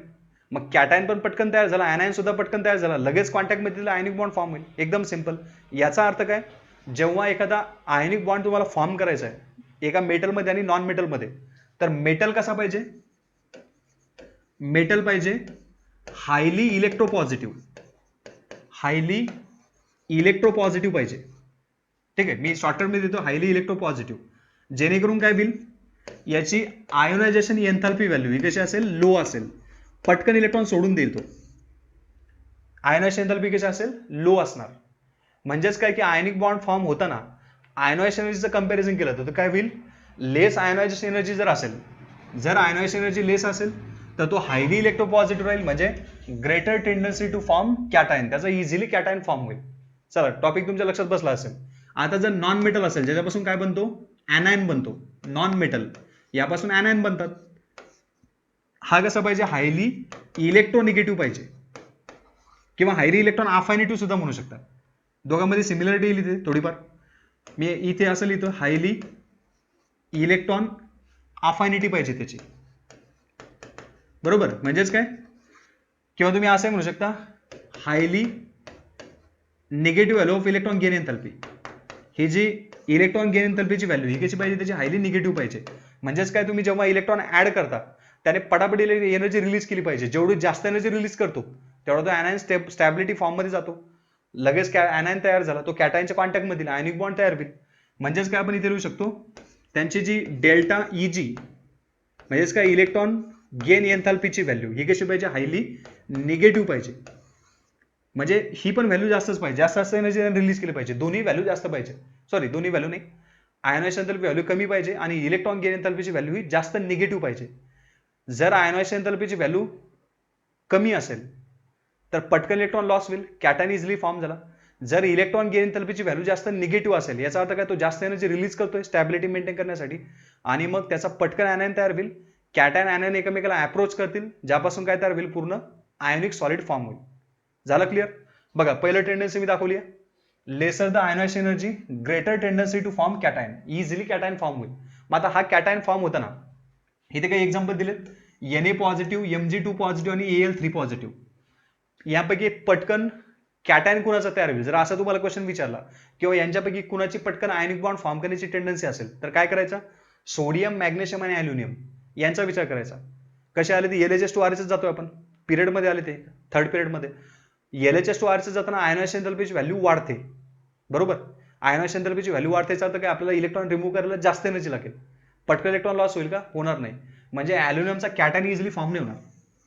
त्यापेक्षा लवकर कोणाचा तयार होईल, Mg पॉझिटिव्ह, आणि त्यापेक्षा लवकर कोण फॉर्म होईल, Na पॉझिटिव्ह फॉर्म होईल. कारण Na पॉझिटिव्ह हायली इलेक्ट्रोपॉझिटिव्ह आहे, लगेच इलेक्ट्रॉन लूज करणार. म्हणजेच काय होईल की LHS2RHS जाताना यावरून तुम्ही सांगू शकता आयनिक बॉन्ड फॉर्मेशनची टेंडन्सी काय होते, कमी कमी होते, because of decreasing electropositive character and increasing ionization energy. When we goes LHS to RHS across the period, the value of ionization enthalpy increases, not decreases, increase होते. मग ती व्हॅल्यू जर increase होते तर पटापट इलेक्ट्रॉन लूज होणार नाही, cation easily तयार होणार नाही, काय होईल, आयनिक बॉन्ड फॉर्मेशनची टेंडन्सी कमी कमी होईल. आता त्या उलट जर आपण डाऊन द ग्रुप गेलो तर काय होतो, शिकलो आपण याआधी. डाऊन द ग्रुप जाताना काय होतंय, साईज वाढते, इलेक्ट्रॉन पटापट लूज होतात, आयनायझेशन एंथॅल्पीची व्हॅल्यू कमी होते, आणि आपल्याला हेच पाहिजे कॅटायनसाठी की आयनायझेशन एंथॅल्पीची व्हॅल्यू कमी पाहिजे. म्हणजेच काय, डाऊन द ग्रुप जाताना काय होईल, आयनिक बॉन्ड हा फेवर होईल. मग तुम्हाला असं एक्झाम्पल जर विचारलं की लिथियम, सोडियम, पोटॅशियम, तर एक्झाम्पल विचार तुम्ही, लिथियम, सोडियम, पोटॅशियम, रुबेडियम आणि सीसियम यांच्यापैकी पटकन कोण आयनिक बॉन्ड फॉर्म करणार, असा क्वेश्चन जर तुम्हाला विचारला, काय करायचं, डाऊन द ग्रुप जा.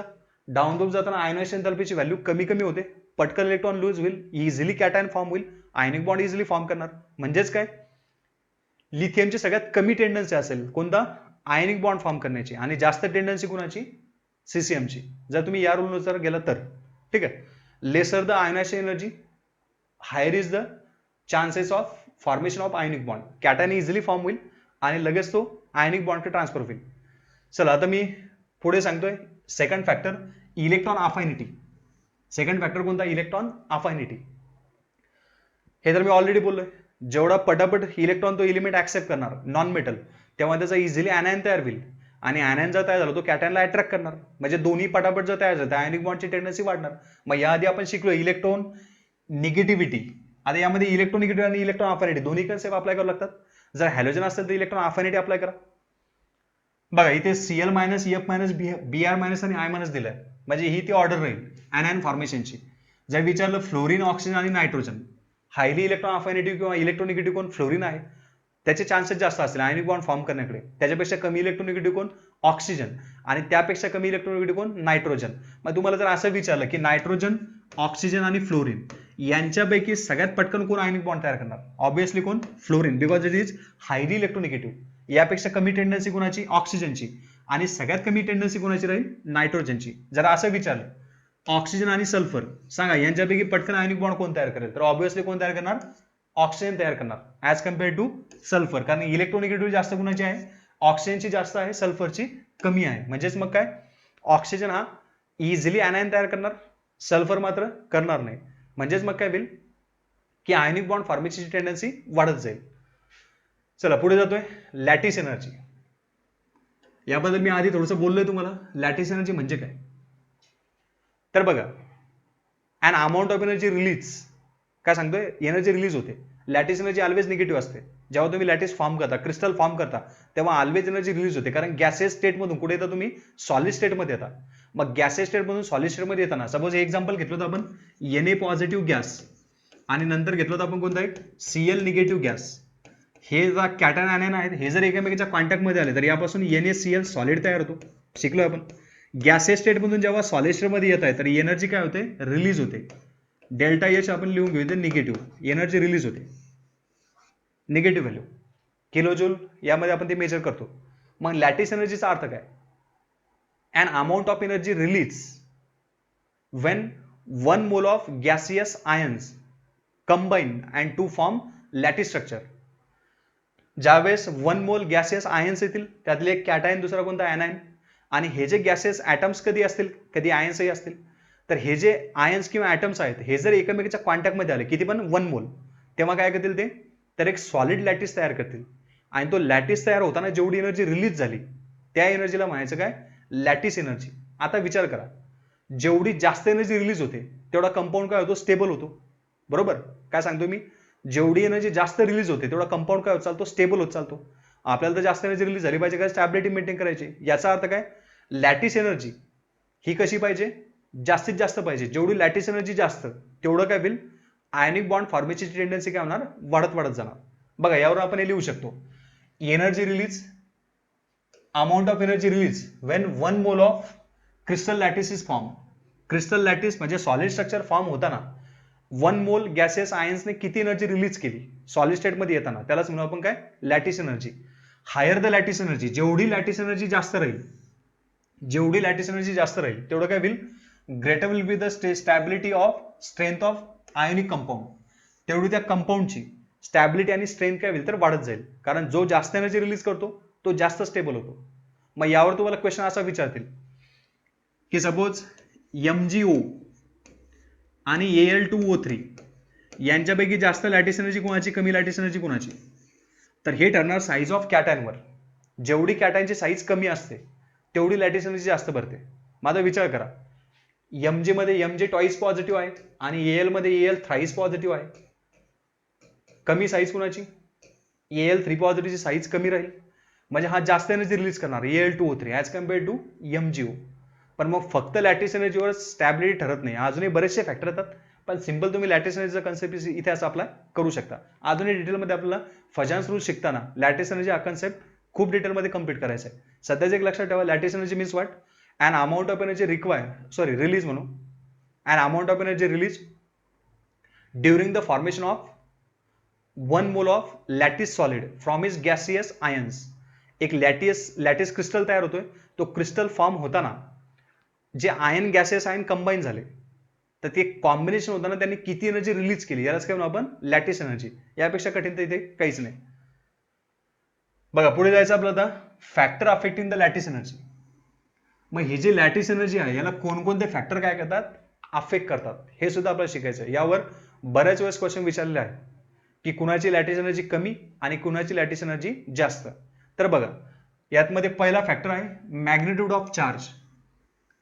म्हणजे जेवढा चार्ज वाढेल, हा जो चार्ज जो आहे हा आपण येऊन इथे डिनोट करतोय, डायरेक्टली पोहोचल टू झेड पॉझिटिव्ह आणि झेड निगेटिव्ह. ठीक आहे, जेवढे चार्जेस वाढतील तेवढं काय होईल? लॅटिस एनर्जी वाढत जाईल. सिम्पली तुम्ही रूल अप्लाय करू शकता. एखाद्या कॅटायनवर जेवढा जास्तीत जास्त पॉझिटिव्ह चार्ज येत राहील तेवढं काय होईल? तो जेव्हा सॉलिडमध्ये तो आयनिक कंपाऊंड तयार करणार त्याची लॅटिस एनर्जी जास्त राहील. सिम्पली जेवढा पॉझिटिव्ह चार्ज वाढतो, इनडायरेक्टली काय सांगू शकतो? तेवढी साईज कमी होते. म्हणजे जेवढी साईज कमी होते तेवढी लॅटिस एनर्जी काय होईल? वाढत वाढत जाईल. परत एकदा सेंटेन्स ऐका, नसेल समजलं तर. काय सांगतो मी? जेवढा पॉझिटिव्ह चार्ज वाढतो तेवढी साईज कमी होते कॅटायनची, आणि जेवढी कॅटायनची साईज कमी होईल तेवढा तो कॅटायन ॲनायनच्या एकदम कॉम्पॅक्ट मध्ये जाऊन अरेंज होणार, एकदम कॉम्पॅक्ट अरेंजमेंट होईल. मग ती अरेंजमेंट जर स्ट्रॉंग झाली तर जास्त एनर्जी रिलीज करेल, कारण काय स्टॅबिलिटी जास्त मेंटेन होईल, म्हणून मग लॅटिस एनर्जीची व्हॅल्यू काय होईल, वाढत जाईल. बघा इथे आता एक मी लॅटिस दाखवलाय, सोडियम क्लोराईडचं स्ट्रक्चर आहे. बघा सोडियम क्लोराईड खायला खूप सोपं आहे, बरोबर. स्ट्रक्चर बघायचं कसं आहे, यामध्ये जे ग्रीन डॉट दिसत आहेत तुम्हाला, तर या ग्रीन डॉटला आपण क्लोरीन म्हणू, आणि हे जे पर्पल कलरचे जे डॉट दिसत आहेत याला आपण सोडियम म्हणू. सोडियम पॉझिटिव्ह आणि Cl निगेटिव्ह असे आयन्स इथे आहेत, याला सोडियम Cl मायनस कन्सिडर करा. बघा Na पॉझिटिव्ह आणि Cl निगेटिव्ह, मी आधी बोललो ऍनायनची साईज लार्जर असते कोणापेक्षा, कॅटायनपेक्षा. मग यामध्ये Na पॉझिटिव्ह हा कॅटायन आहे आणि Cl निगेटिव्ह हा ग्रीन कलरचा ऍनायन आहे, बरोबर. अशी कॉम्पॅक्ट अरेंजमेंट होती. आता विचार करा, हा कॅटायन जर अजून स्मॉल असेल तर अजून जास्त कॉम्पॅक्टनेस होईल. जेवढा कॉम्पॅक्टनेस जास्त झाला तेवढी ट्रिमेंडस एनर्जी रिलीज होईल. म्हणजेच काय सांगू शकतो आपण, कॅटायनवर जास्त पॉझिटिव्ह चार्ज पाहिजे, जेणेकरून त्याची साईज काय होईल, कमी होईल. आणि जेवढी साईज कमी झाली तेवढी त्याची लॅटिस एनर्जी काय होणार, वाढणार, तो जास्त एनर्जी रिलीज करणार. मग तुम्हाला इथे एक्झाम्पल जर विचारलं, हे असं एक्झाम्पल दिलं बघा, NaCl ऍनायन सिमिलर आहे MgCl2 आणि AlCl3, यांच्यापैकी लॅटिस एनर्जी कुणाची कमी आणि कुणाची जास्त, असं जर क्वेश्चन विचारलं तर काय करायचं, सरळ रिलेशन कसं वापरायचं, तर यांच्यावर चार्ज किती आहे, जेवढा जास्त कॅटायनवर चार्ज वाढेल तेवढं काय होईल, त्याची साईज कमी कमी होईल. मग यांना ब्रेक करा, यांना ब्रेक केल्यानंतर Na प्लस Cl मायनस तयार झाला. पुन्हा याला ब्रेक करा, Mg ट्वाईस पॉझिटिव्ह आणि ट्वाईस Cl निगेटिव्ह बाहेर पडला. पुन्हा AlCl3 ब्रेक करा, Al thrice positive plus thrice Cl negative बाहेर पडला.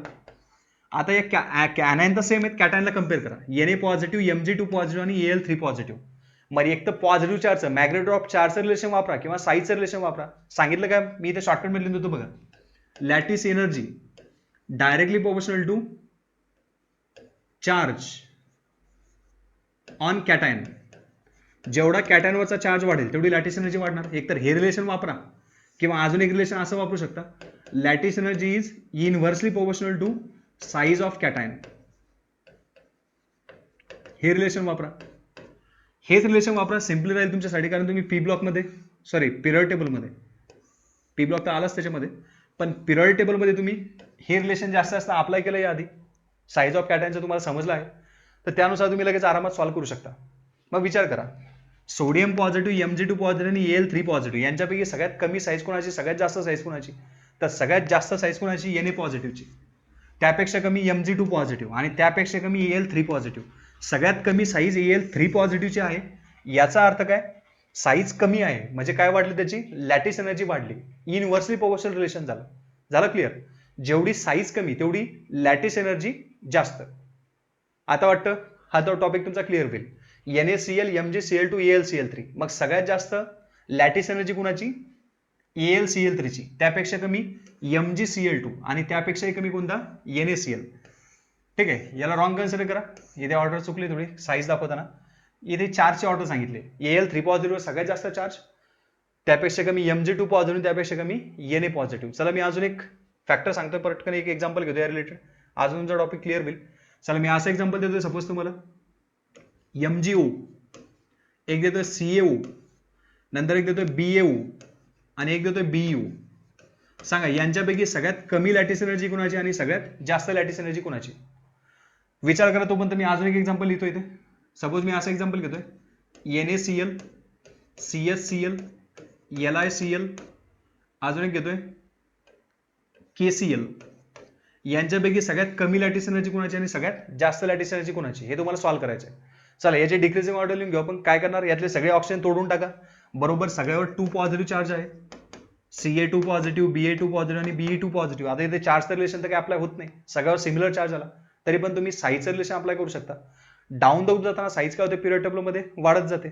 मग सगळ्यात डाऊन द ग्रुप यांच्यामध्ये कोण येतो, बेरियम येतो ग्रुप सेकंड मध्ये. याचा अर्थ याची साईज सगळ्यात जास्त आहे. जेवढी साईज वाढली तेवढी एनर्जी काय होईल, कमी कमी होईल, आणि जेवढी साईज कमी तेवढी एनर्जी काय होईल, जास्त राहील. सगळ्यात कमी साईज कोणाची, ग्रुप सेकंड मध्ये बेरिलियमची, म्हणजे बेरिलियम ऑक्साईडची लॅटिस एनर्जी सगळ्यात जास्त राहील. त्यापेक्षा कमी कोण, MgO, यापेक्षाही कमी कोण, CaO, आणि सगळ्यात कमी लॅटिस एनर्जी राहील BaO ची. चला ही झाली तुमची लॅटिस एनर्जीची ऑर्डर. बघा एकदम सिंपल, प्रिव्हियस इयरचे क्वेश्चन पहा, असे बरेचसे क्वेश्चन यामध्ये विचारलेले आहेत. हे एक्झाम्पल तुम्ही सॉल्व्ह करू शकता आरामात. काय सेम विचार करा, Na positive, Cs positive, Li positive आणि K पॉझिटिव्ह असे यांचे आयन्स तयार होतील. करा विचार. सगळ्यात कमी साईज कोणाची? Li पॉझिटिव्हची. याचा अर्थ त्या कंपाऊंडची लॅटिस एनर्जी सगळ्यात जास्त राहील. सगळ्यात फर्स्ट येईल LiCl, त्यापेक्षा कमी कोण येईल? NaCl, नंतर येणार KCl, सॉरी नंतर येईल कोण? KCl, आणि सगळ्यात कमी कोण? CsCl. ही झाली लॅटिस एनर्जीची डिक्रीजिंग ऑर्डर. बघा एकदम सिंपल टॉपिक आहे. साईजचं रिलेशन वापरा. जेवढी कॅटायनची साईज कमी तेवढी लॅटिस एनर्जी जास्त. चला पुढचा फॅक्टर सांगतोय. Lattice energy is inversely proportional to size of cation. चला हे तर मी आत्ताच कंप्लीट केलंय. Lattice energy is inversely proportional to size of cation. एकतर मॅग्नेट्यूड ऑफ चार्जला डायरेक्टली प्रोपोर्शनल करा. एनायनच्या मॅग्नेट्यूडला डायरेक्टली प्रोपोर्शनल म्हणतो आपण, पण त्यामध्ये अजूनही बरेचसे फॅक्टर येतात, तर तिथे ते रॉंग होऊ शकेल. त्यासाठी काय करायचं? तर सहसा साईजचं रिलेशन वापरायचं. Lattice energy is inversely proportional to size of cation. याचे एक्झाम्पल बघा. LiCl, NaCl, KCl, RbCl आणि CsCl. CsCl ची लॅटिस एनर्जी सगळ्यात कमी राहील. फिजिकल स्टेट बघा. आता बघायचं आपल्याला प्रॉपर्टीज. हे जे काय आयनिक सॉलिड्स आहेत यांच्या प्रॉपर्टी कशा असतात? तर जे काय आयनिक सॉलिड्स आहेत तर हे सगळेच्या सगळे काय असतात? सॉलिड असतात. सगळ्यात पहिले काय असतात? हे सगळे सॉलिड असतात. फिजिकल प्रॉपर्टी यांची स्टेट कोणती जर विचारली तर कोणती स्टेट सांगणार तुम्ही? Solid state. आयनिक कंपाऊंड हे सॉलिड असतात, स्टेबल पण असतात, मेल्टिंग पॉईंट सुद्धा यांचे जास्त असतात as compare to remaining compound such as covalent compound, metallic compound. यांच्यापेक्षा यांचे जे स्टॅबिलिटी आहे ती जास्त आहे. कारण काय? Purely electrostatic force of attraction आहे. कोणतं attraction? Electrostatic force of attraction. म्हणजे एक कम्प्लीट पॉझिटिव्ह चार्ज दुसऱ्या कम्प्लीट निगेटिव्ह चार्जला अट्रॅक्ट करतो. नॉन डायरेक्शनल बॉन्ड असतो हे तर मी सांगितलंय. पण हे जे अट्रॅक्शन आहे तर एकदम स्ट्रॉंग अट्रॅक्शन आहे. मग जर अट्रॅक्शन स्ट्रॉंग राहील तर याचा अर्थ काय?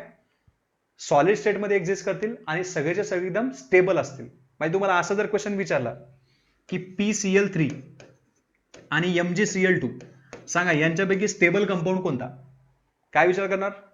मॅग्नेशियम क्लोराईड कसा आहे? तर आयोनिक कंपाऊंड आहे. कसा ओळखायचा मी सांगितलं ऑलरेडी. Mg S ब्लॉक मध्ये येतो, क्लोरीन P ब्लॉक मध्ये येतो, आयोनिक बॉन्ड तयार झाला. PCl3 चा विचार करा, कोव्हॅलंट कंपाऊंड आहे. कसं बघा? फॉस्फरस P ब्लॉक आणि क्लोरीन सुद्धा P ब्लॉक. मग हे जर P ब्लॉक मध्ये येत आहे तर यांच्यामध्ये कोणता बॉन्ड? Covalent bond. मग तुम्हाला जर विचारलं की यांच्यापैकी सॉलिड स्टेट मध्ये स्टेबल कोण राहील तर obviously MgCl2 which is more stable as compare to PCl3. कारण PCl3 कोव्हॅलंट कंपाऊंड आहे. याचा मेल्टिंग पॉईंट, बॉइलिंग पॉईंट दोन्ही कमी असतील कुणापेक्षा? आयोनिक कंपाऊंड पेक्षा. कारण जेवढी स्टॅबिलिटी वाढते तेवढे इनडायरेक्टली मेल्टिंग पॉईंट आणि बॉइलिंग पॉईंट सुद्धा काय होतात? वाढतात. झालं क्लिअर? बघा पहिली प्रॉपर्टी सांगितलं आपल्याला फिजिकल स्टेट. म्हणजे नेमके कोणत्या स्टेटमध्ये असतात? तर मी ऑलरेडी बोललोय ionic compounds are hard, crystalline and brittle due to the strong electrostatic force of attraction. एकदम हार्ड सॉलिड आहेत, क्रिस्टलाइन तर आहेत सगळे. सगळेच्या सगळे आयनिक कंपाऊंड हे क्रिस्टलाइन असतात. ठीक आहे. नंतर ब्रिटल कशा आहेत? तर ब्रिटल आहे. ब्रिटल म्हणजे काय? मराठीमध्ये आपण त्याला ठिसूळ म्हणतो. खाली आपटले की लगेच तुटतात. एक सिंपल प्रॅक्टिकल करून पहा. एक लोखंडाचा तुकडा घ्या, खाली आपटा, आणि दुसरा सपोज सोडियम क्लोराईड, त्याचा एखादा लंप म्हणजे त्याचा एखादा खडा घ्या आणि त्याला खाली आपटा. लवकर कोण तुटेल त्यातला? लोखंड लवकर तुटणार नाही, बरोबर ना? वारंवार तुम्हाला खूप प्रेशराईज कंडिशनला त्याला आपटावं लागेल. मे बी तुटलं तर तुटलं. पण जो सोडियम क्लोराईड आहे तुम्ही थोडा जरी जोरात आपटला तर लगेच त्याचा असा चुरा होऊन जाईल. त्याचे असे बारीक बारीक पार्टिकल तुम्हाला पडलेले दिसतील. याचा अर्थ काय होतो? सोडियम क्लोराईड हा ब्रिटल आहे, ठिसूळ आहे. आपटला म्हणजे फुटतो, तुकडे होतात. लोखंड मात्र तसं होत नाही. मग ही ब्रिटलनेस प्रॉपर्टी का बरं आली आयोनिक सॉलिडला? So which is because of shearing effect. असा एक इफेक्ट लक्षात ठेवा, शियरिंग इफेक्ट. शियरिंग इफेक्ट हा जो शियरिंग इफेक्ट आहे तर शियरिंग इफेक्टमुळे काय होतंय? हे आयोनिक सॉलिड्स हे ब्रिटल असतात, ठिसूळ असतात. आता आयोनिक सॉलिड कसे तयार होतात समजून सांगतो बघा. कॅटायन आणि ॲनायन पासून तयार होतात. मी एक त्याची जॉमेट्री दाखवायचा प्रयत्न करतो पटापट. बघा सपोज कॅटायन जो स्मॉलर असतो, ॲनायन हा लार्जर असतो. मी अशी अरेंजमेंट करून घेतो कॅटायन ॲनायनची.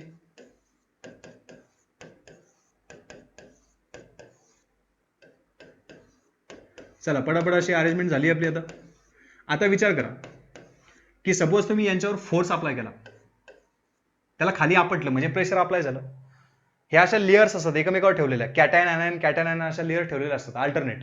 बरोबर कॅटायनच्या खाली निगेटिव्ह चार्ज, निगेटिव्ह चार्जच्या खाली म्हणजे ॲनायनच्या खाली पुन्हा कॅटायन, पुन्हा इकडे ॲनायन कॅटायन, अशी अरेंजमेंट अल्टरनेट चालू असते. लॉंग ऑर्डर सॉलिड आहे ते. सॉलिड स्टेटमध्ये आपल्याला खूप डिटेलमध्ये जाऊन शिकायचं आहे पुन्हा. यावर जर तुम्ही प्रेशर अप्लाय केलं तर काय होईल? ह्या लेअर सरकतील, बरोबर? मग सपोज असं इमॅजिन करा की ही जी मिडल लेअर आहे तर ही समोर गेली. मग जर ही लेअर जर समोर आली तर याचा अर्थ काय झालं, एक्झॅक्टली या निगेटिव्ह चार्जच्या खाली निगेटिव्ह चार्ज आहे. अरेंजमेंट कशी होईल बघा. चला मी याला शेअरिंग इफेक्ट मध्ये सपोज यावर फोर्स अप्लाय केला आणि नंतरची केस कशी होईल ते सांगतोय. ही सेकंड लेअर सपोज समोर आली, हे चार्जेस सुद्धा असे सरकलेले दिसतील तुम्हाला, बरोबर. मग हे जर चार्जेस जर सरकले तर आता तुम्ही काय ऑब्झर्व करू शकता, याच्या एक्झॅक्टली आबो आणि बिलो पोझिशनला काय झाले, सिमिलर चार्जेस येत गेले. आधी अल्टरनेट चार्ज होते, positive negative negative positive positive negative असे चार्जेस होते. जेव्हा तुम्ही फोर्स अप्लाय केला, प्रेशर अप्लाय केलं, तेव्हा काय झालं, लेअर सरकल्या. लेअर सरकल्या इन द सेन्स काय, इक्वल चार्जेस एकमेकाच्या आबो आणि बिलो पोझिशनला आले. म्हणजेच काय झालं, निगेटिव्ह निगेटिव्ह चार्ज आणि पॉझिटिव्ह पॉझिटिव्ह चार्ज एकमेकाला काय करतील, रिपेल करतील. They get repel to each other. मग जर एकमेकाला रिपेल करतायत तर इथून हा क्रिस्टल काय होईल, क्रॅक होऊन जाईल. एक तर इथून तुटेल किंवा इथून तुटेल, म्हणजे ब्रेक होईल. तो लगेच ब्रेक झाला म्हणजेच काय, ब्रिटलनेस झाला, बरोबर. बघा इथे डायग्राम मध्ये दाखवलं. असे सध्या अरेंजमेंट आहे.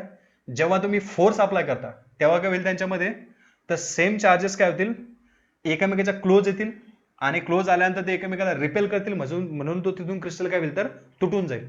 आणि तिथून तो क्रिस्टल तुटला म्हणून त्यानुसार काय सांगू शकतो आपण, they are brittle in nature.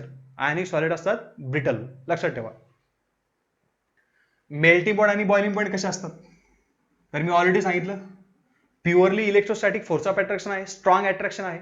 जेवढा अट्रॅक्शन स्ट्रॉंग राहील तेवढे त्यांचे मेल्टिंग पॉइंट बॉइलिंग पॉइंट कसे असतात तर एकदम स्ट्रॉंग असतात, लक्षात ठेवा. Ionic compounds having higher melting and as well as boiling point, एकदम जास्त मेल्टिंग पॉइंट बॉइलिंग पॉइंट आहे कोव्हॅलेंट कंपाऊंड पेक्षा. कंडक्टिव्हिटी कशी असेल, so ionic solid do not conduct electricity in their solid state. Solid state मध्ये ionic solid electricity carry करत नाही. They are the bad conductor of electricity, लक्षात ठेवा. Ionic solids are the bad conductor of electricity. Suppose मिठाचा खडा घ्या, solid स्टेटमध्ये pure solid, त्यातून इलेक्ट्रिसिटी ट्रान्सफर करायचा प्रयत्न करा, होत नाही, बरोबर. म्हणजेच आयोनिक सॉलिड आहे, इलेक्ट्रिसिटी ट्रान्सफर होत नाही. मग का बरं होत नाही, कारण ते कसे असतात तर आठवलं असेल तुम्हाला, न्यूट्रल असतात, त्यांच्यावर कोणताच चार्ज नसतो. They are neutral nature. त्यांचे आयन्स मात्र चार्ज असतात, कॅटायन आयन असे असतात. पण जेव्हा ते सॉलिड स्टेटमध्ये जातात तेव्हा ते काय करतात, एकमेकांचे चार्जेस बॅलन्स करतात. मग जर चार्जेसच बॅलन्स झाले याचा अर्थ काय झाला, त्यांनी न्यूट्रल प्रॉपर्टी मेंटेन केली. कोणती प्रॉपर्टी, न्यूट्रल प्रॉपर्टी मेंटेन केली. मग न्यूट्रल मधून कधी इलेक्ट्रिसिटी ट्रान्सफर होत नाही, तुम्ही शिकले असाल. That means ionic solids are bad conductor of electricity in their solid state, but when they converted into their molten state or aqueous state. आता जर आपण त्यांना सपोज एक NaCl आहे, सॉलिड स्टेटमध्ये आहे, इलेक्ट्रिसिटी कंडक्ट करणार नाही. पण जर मी याला हीट करतोय, म्हणजे याला स्ट्रॉंग हीट करतोय, हा सॉलिड स्टेटमध्ये पुढे जाऊन मोल्टन स्टेटमध्ये निघून जाईल. मोल्टन स्टेटमध्ये गेला म्हणजे हा ब्रेक झाला, याचे पुन्हा आयन्स तयार होतील, Na पॉझिटिव्ह Cl निगेटिव्ह. मग पुन्हा जर आयन्स तयार झाले तर आयन्स मधून इझिली इलेक्ट्रिसिटी ट्रान्सफर होऊ शकते कॅटायन आयन मधून. म्हणजे यावरून काय सांगू शकतो आपण की सॉलिड स्टेटमध्ये इलेक्ट्रिसिटी कॅरी करत नाही, पण जेव्हा ते कोणत्या स्टेटमध्ये जातील, मोल्टन स्टेटमध्ये, किंवा त्याला फ्यूज स्टेट म्हणा, सॉलिड मधून लिक्विड मध्ये कन्वर्ट झाला, फ्यूज स्टेटमध्ये काय करतील, इलेक्ट्रिसिटी कॅरी करतील because of formation of ions. किंवा तुम्ही याला ॲक्वा स्टेटमध्ये टाका, वॉटरमध्ये टाकायला H2O, ॲक्वा स्टेट काय होतील, लगेच पुन्हा याचे आयन तयार होतील, Na पॉझिटिव्ह आणि Cl निगेटिव्ह. मग हे असे आयन जर बनलेत तर याचा अर्थ काय, पुन्हा पटापट इलेक्ट्रिसिटी कॅरी करतील. मग यावर सुद्धा क्वेश्चन विचारतील की सांग मग सगळ्यात जास्त इलेक्ट्रिसिटी कुठून ट्रान्सफर होईल, ॲक्वायस फेजमध्ये होईल का मोल्टन फेजमध्ये होईल. दोन्ही फेजमध्ये तर होते, मी आत्ताच बोललो, आयन तयार होतात. सॉलिड स्टेटमध्ये अजिबात होत नाही. डिक्रीजिंग ऑर्डर विचारतील तर डिक्रीजिंग ऑर्डर कशी लिहायची बघा, सगळ्यात जास्त ट्रान्सफर होते कुठून, ॲक्वायस फेजमधून. म्हणजे जेव्हा तुम्ही सोडियम क्लोराईड हा वॉटरमध्ये टाकला तर हा जास्तीत जास्त इलेक्ट्रिसिटी कंडक्ट करणार, त्यापेक्षा कमी कोण, मोल्टन स्टेट, त्याला आपण फ्यूज NaCl म्हणू, हा थोडी कमी इलेक्ट्रिसिटी कॅरी करेल कोणापेक्षा, ॲक्वायस NaCl पेक्षा. आणि सगळ्यात कमी कोण कॅरी करणार, सॉलिड NaCl. हा तर बॅड कंडक्टर आहे, अजिबात इलेक्ट्रिसिटी कॅरी करणार नाही. याला तुम्ही डिक्रीजिंग ऑर्डरमध्ये असं लिहू शकता. सगळ्यात जास्त कोण कॅरी करतील, ॲक्वायस आयोनिक कंपाऊंड, नंतर फ्यूज स्टेटमध्ये, आणि सॉलिड स्टेटमधील कंपाऊंड मात्र इलेक्ट्रिसिटी कॅरी करत नाही. ते तुम्हाला नोट डाऊन करायचं असेल तर करू शकता तुम्ही, तसं ते काय एकदम सिंपल आहे, लक्षात बसला असेलच तुमच्या. चला मी याला पुन्हा इथे रब करतोय. बाय इथे सांगितलं two different ionic molecule shows similar crystal structure, isomorph. Conductivity तुम्ही सांगितलंय. आयसोमॉर्फ्स म्हणजे काय बघा, टू फेनॉमेनॉन असतात, एक म्हणजे पॉलिमॉर्फ्स आणि दुसरा म्हणजे आयसोमॉर्फ्स. मग नेमकं आयसोमॉर्फ्स, आयसो म्हणजे काय सेम आणि मॉर्फ्स म्हणजे काय स्ट्रक्चर. बघा दोन वर्ड पासून एक वर्ड बनला. आयसो म्हणजे सिमिलर, आयसो म्हणजे काय सिमिलर, आणि मॉर्फ्स, मॉर्फ्स म्हणजे काय स्ट्रक्चर. ज्यांचे स्ट्रक्चर सारखे आहेत त्यांना काय म्हणायचं, आयसोमॉर्फ्स म्हणायचं. ठीक आहे. मग आयनिक कंपाऊंड जनरली कसे असतात तर आयसोमॉर्फिझम दाखवतात. म्हणजे काय, मॉलिक्यूल जरी वेगवेगळे असले, त्यांचे मॉलिक्यूल म्हणजे काय त्यांच्यामधले ॲटमचे अरेंजमेंट जरी वेगळे असले, ॲटम जरी वेगळे असतील, तरी पण ते काय करतात, सिमिलर स्ट्रक्चर दाखवतात. मग अशी प्रॉपर्टी कोण शो करणार, आयोनिक कंपाऊंड. बघा, two different ionic molecule shows similar crystal structure. Two compounds are said to be isomorphs if they have similar number of electrons, that is similar configuration of their cation and anion. Isomorphs ओळखायचे कसे, जर त्यांचं जे काय cotton anion आहे यांचं जर electronic configuration similar असेल तर मग ते काय करणार, सिमिलर स्ट्रक्चर दाखवणार. जरी वेगवेगळ्या कॅटन anion असेल तरी पण ते स्ट्रक्चर सेम दाखवतील. मग याचं एक्झाम्पल सांगतो मी, इथे एक्झाम्पल पण दिले बघा. सपोज NaF आणि MgO2, सॉरी MgO राहील, NaF आणि MgO. बघा, सोडियम पॉझिटिव्ह सांगितलं आणि F मायनस सांगितलं, म्हणजे यापासून NaF तयार झाला. चला मी इथे लिहून घेतो NaF, आणि दुसरं सांगितलं MgO. तर हे आयसोमॉर्फ्स आहेत. म्हणजे काय, यांच्यामध्ये कॅटन आयन जरी वेगळे असतील तरी पण ते काय करतात, एकाच टाईपचं स्ट्रक्चर दाखवतात. त्यालाच म्हणू आपण आयसोमॉर्फ्स. मग आता बघा, सोडियमचा व्हॅलन्सी 1 आहे, इलेक्ट्रोव्हॅलन्सी. फ्लोरीन सुद्धा इलेक्ट्रोव्हॅलन्सी 1, मॅग्नेशियमची इलेक्ट्रोव्हॅलन्सी 2, ऑक्सिजनची इलेक्ट्रोव्हॅलन्सी 2. व्हॅलन्सी जरी बदलल्या तरी पण स्ट्रक्चर सेम राहील. कसं बघा, तर यांचे इलेक्ट्रॉनिक कॉन्फिगरेशन सारखे आहेत. याचा कॅटॅन बघा, इलेक्ट्रॉनिक कॉन्फिगरेशन काय 2-8, कारण 1 इलेक्ट्रॉन लूज केला. याचा कॅटॅन चेक करा MgO मध्ये 2-8, याने पण 2 इलेक्ट्रॉन लूज केले. म्हणजे बघा, या कॅटायनचं आणि या कॅटायनचं इलेक्ट्रॉनिक कॉन्फिगरेशन सारखं झालं. ॲनायनचं इलेक्ट्रॉनिक कॉन्फिगरेशन बघा, फ्लोरीनचं 2-8, इथे ऑक्सिजनचं सुद्धा 2-8. म्हणजेच काय होतंय, ऑल दी कॅटायन्स और all the anions are different from each other, एकामेकापेक्षा डिफरंट आहेत, तरी सुद्धा काय करतात ते सिमिलर स्ट्रक्चर दाखवतात. मग याच्या मागचं रिझन काय, तर त्यांचे इलेक्ट्रॉनिक कॉन्फिगरेशन सारखे आहेत. जर इलेक्ट्रॉनिक कॉन्फिगरेशन सारखे असतील तर हे काय करतात, सारखे स्ट्रक्चर तयार करतात. म्हणजेच काय, मग NaF आणि MgO दे आर आयसोमॉर्फ्स. जरी मॉलिक्यूल वेगळे आहेत तरी सुद्धा ते सेम टाईपचं स्ट्रक्चर दाखवतात. त्यालाच म्हणू आपण आयसोमॉर्फिझम. चला अजून एक एक्झाम्पल टाकतो तुमच्या समोर, ते म्हणजे कॅल्शियम क्लोराईडचं CaCl2, आणि दुसरं एक्झाम्पल बघा इथे K2S, पोटॅशियम सल्फाईड. यांचं सुद्धा इलेक्ट्रॉनिक कॉन्फिगरेशन चेक करा, बरोबर तुम्ही सांगू शकता हे आयसोमॉर्फिझम दाखवतील. कसं बघा, कॅल्शियम ॲटम नंबर 20 असतो, 2882, 2 इलेक्ट्रॉन सोडून दिले, इलेक्ट्रॉनिक कॉन्फिगरेशन 288, स्टेबल झाला. क्लोरीनचा ॲटम नंबर 17 असतो, 287, त्यातले 1 इलेक्ट्रॉन तो ऍक्सेप्ट करतो, बरोबर काय होईल 288. पण आता कॅल्शियमच्या कॉन्टॅक्टमध्ये 2 क्लोरीन आले, 288, 288. आता हे ॲनायनचं, हे कॅटायनचं इलेक्ट्रॉनिक कॉन्फिगरेशन. इथे बघा पोटॅशियम, ॲटम नंबर किती असतो पोटॅशियमचा, 19 असतो, 1 इलेक्ट्रॉन सोडून दिली, 288, 1 असतो तो 1 सोडून दिला, 288 उरला. हे झालं स्टेबल इलेक्ट्रॉनिक कॉन्फिगरेशन. 2 पोटॅशियम आहेत, याचं सुद्धा कॉन्फिगरेशन 288. बघा, हा कॅटायन आणि हा कॅटायन यांचे कॉन्फिगरेशन कसे आले, सिमिलर आले. कॅल्शियमचं 288, याचं सुद्धा 288, म्हणजे काय झाले, स्टेबल झाले आणि सिमिलर कॉन्फिगरेशन. ॲनायनचं कॉन्फिगरेशन बघा, सल्फर ॲटॉमिक नंबर 16 असतो, 286, 2 इलेक्ट्रॉन ऍक्सेप्ट करतो, 288 कॉन्फिगरेशन होईल. या ॲनायनचं कॉन्फिगरेशन आणि या ॲनायनचं कॉन्फिगरेशन चेक करा, काय दिसतंय, पुन्हा सिमिलर दिसतंय. जर त्यांचे इलेक्ट्रॉनिक कॉन्फिगरेशन सिमिलर असतील तर त्यांना म्हणायचं आयसोमॉर्फ्स. यापेक्षा नवीन काहीच नाही. झालं क्लिअर? चला पुढे जातो मी. आयोनिक रिएक्शन इम्पॉर्टंट आहे हे सुद्धा. आयोनिक रिएक्शन म्हणजे काय, तर बघा, जे कोव्हॅलंट कंपाऊंड असतात, कोणते कोव्हॅलंट, यांच्यामध्ये बॉन्ड वगैरे ब्रेक वगैरे होतात, बरोबर. आणि त्या ज्या रिएक्शन असतात तर त्या रिएक्शनला वेळ लागतो बॉन्ड वगैरे ब्रेक होण्यासाठी, कारण इक्वल शेअरिंग केलेली असते, ॲटॉमिक ऑर्बिटल एकदम कंबाईन वगैरे झालेलं असतं, एकमेकांमध्ये मर्ज झालेले असतात, तर त्या रिएक्शनला थोडा वेळ लागतो, स्लो असतात त्या रिएक्शन. त्यांचा रेट वगैरे आपण मेजर करू शकतो. रेट म्हणजे काय, किती रिएक्टंट हा प्रॉडक्टमध्ये कन्वर्ट झाला याचं कॅल्क्युलेशन करणे, कॉन्सन्ट्रेशन चेक करणे, रिएक्टंटचं कॉन्सन्ट्रेशन प्रॉडक्टमध्ये होताना नेमका किती वेळ लागला आपल्याला हे ऑब्झर्व करणे, म्हणजे आपण म्हणतो रेट ऑफ रिएक्शन. आयनिकमध्ये काही ओव्हरलॅप वगैरे होतात का, नाही होत, इझिली आयन जनरेट होतात. म्हणजेच काय, मग यांच्या रिएक्शन ज्या असतात हे एकदम फास्ट होतात, म्हणजे यांचा रेट ऑफ रिएक्शन खूप खूप फास्ट असतो कुणापेक्षा, नॉर्मल कोव्हॅलंट बॉन्डेड मॉलिक्यूलपेक्षा. आणि हा जो रिएक्शनचा रेट आहे हा आपण ऑब्झर्व सुद्धा करू शकत नाही. म्हणजे फॉर एक्झाम्पल बघा, तुम्ही सपोज एखादा एक्झाम्पल जर घेतलं, पाहिजे एक थेरी सांगितली या टाईपमध्ये, ionic compound shows ionic reaction and covalent compound shows molecular reaction. आयनिकच्या कोणत्या होतील तर आयनिक कंपाऊंडच्या आयनिक रिएक्शन होतील, कोव्हलंट कंपाऊंडच्या मॉलिक्युलर रिएक्शन होतील, ज्यामध्ये कोव्हलंट बॉन्ड असतो, ॲटॉमिक ऑर्बिटलमध्ये ओव्हरलॅप झालेला असतो, तो आपल्याला ब्रेक करावा लागेल, वेळ लागतो रिएक्शनला, रेट ऑफ रिएक्शन त्यांचा स्लो असतो, आयनिक रिएक्शनचा रेट मात्र जास्त असतो. Ionic reactions are faster than molecular reaction, खूप खूप फास्ट असतात, आपण ऑब्झर्व पण नाही करू शकत, बिकॉज ऑफ फ्री आयन्स, यांचे लगेच आयन जनरेट होतात. याचं एक्झाम्पल सांगितलं बघा, वेन NaCl, सोडियम क्लोराईड घेतो आपण, कशामध्ये टाकतो आपण, when NaCl is added in AgNO3 solution. Suppose तुम्ही aqueous AgNO3 घेतला, हा पण aqueous आहे म्हणजे वॉटरमध्ये टाकलेला आहे, आणि हा सुद्धा aqueous NaCl आहे, हा सुद्धा वॉटरमध्ये टाकलेला आहे, याचे आयन्स तयार झाले असतील. याचे आयन कोणते तर Na पॉझिटिव्ह आणि इकडे कोणता Cl निगेटिव्ह, याचे आयन्स तयार करून घ्या, Ag पॉझिटिव्ह आणि इकडे कोणता NO3 निगेटिव्ह, असे यांचे आयन्स बनले.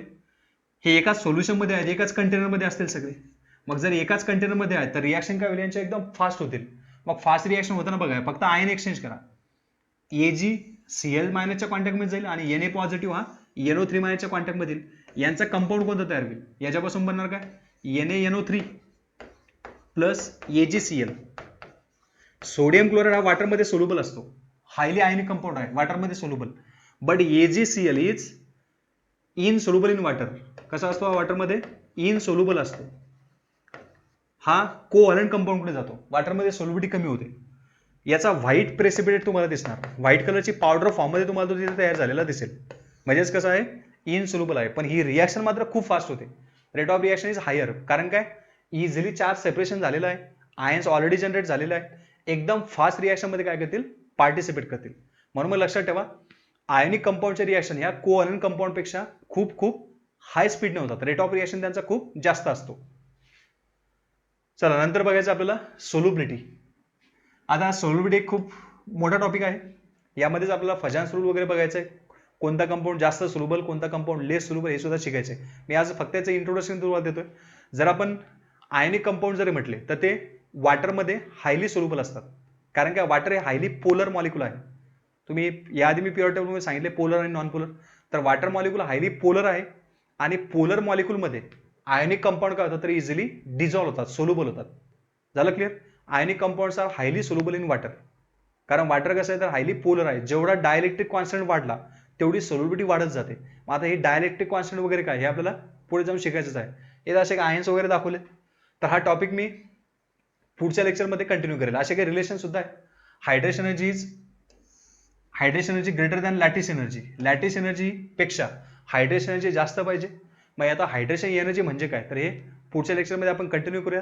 त्यामध्ये आपण फजान्स रूल म्हणजेच काय की कोव्हलंट कॅरेक्टर इन आयोनिक बॉन्ड, मग ते कोव्हलंट कॅरेक्टर येतात कसे, पोलरायझेशन कसं होईल, आणि नंतर ही सोल्युबिलिटी आणि कोणता कंपाऊंड जास्त सोल्युबल, कोणता लेस सोल्युबल, हे सुद्धा आपण आरामात आयडेंटिफाय करू शकतो. प्रिव्हियस इयरचे क्वेश्चन पहा, एस ब्लॉकमध्ये सुद्धा याची खूप गरज पडते, पी ब्लॉकमध्ये सुद्धा गरज पडते. ते टॉपिक आपण आत्ताच कंप्लीट करूया, कारण हायड्रेशन आणि लॅटिस एनर्जी आपल्याला आज म्हणजे पुढच्या लेक्चरमध्ये शिकायचंच आहे. तिथेच आपण एक्झाम्पल कव्हर करू, टॉपिक समजायला एकदम सोपा जाईल. तर बघा, अशा प्रकारे आपण आज एवढे टॉपिक कंप्लीट केलेत. व्यवस्थित अभ्यास करा. जर काही डाऊट येत असेल कमेंट सेक्शनमध्ये टाका, समजून सांगेल. अजिबात टेन्शन घेऊ नका, फक्त अभ्यासावर फोकस करा. समजले? ठीक आहे. चला मग मी आज इथेच थांबतोय. थँक्यू.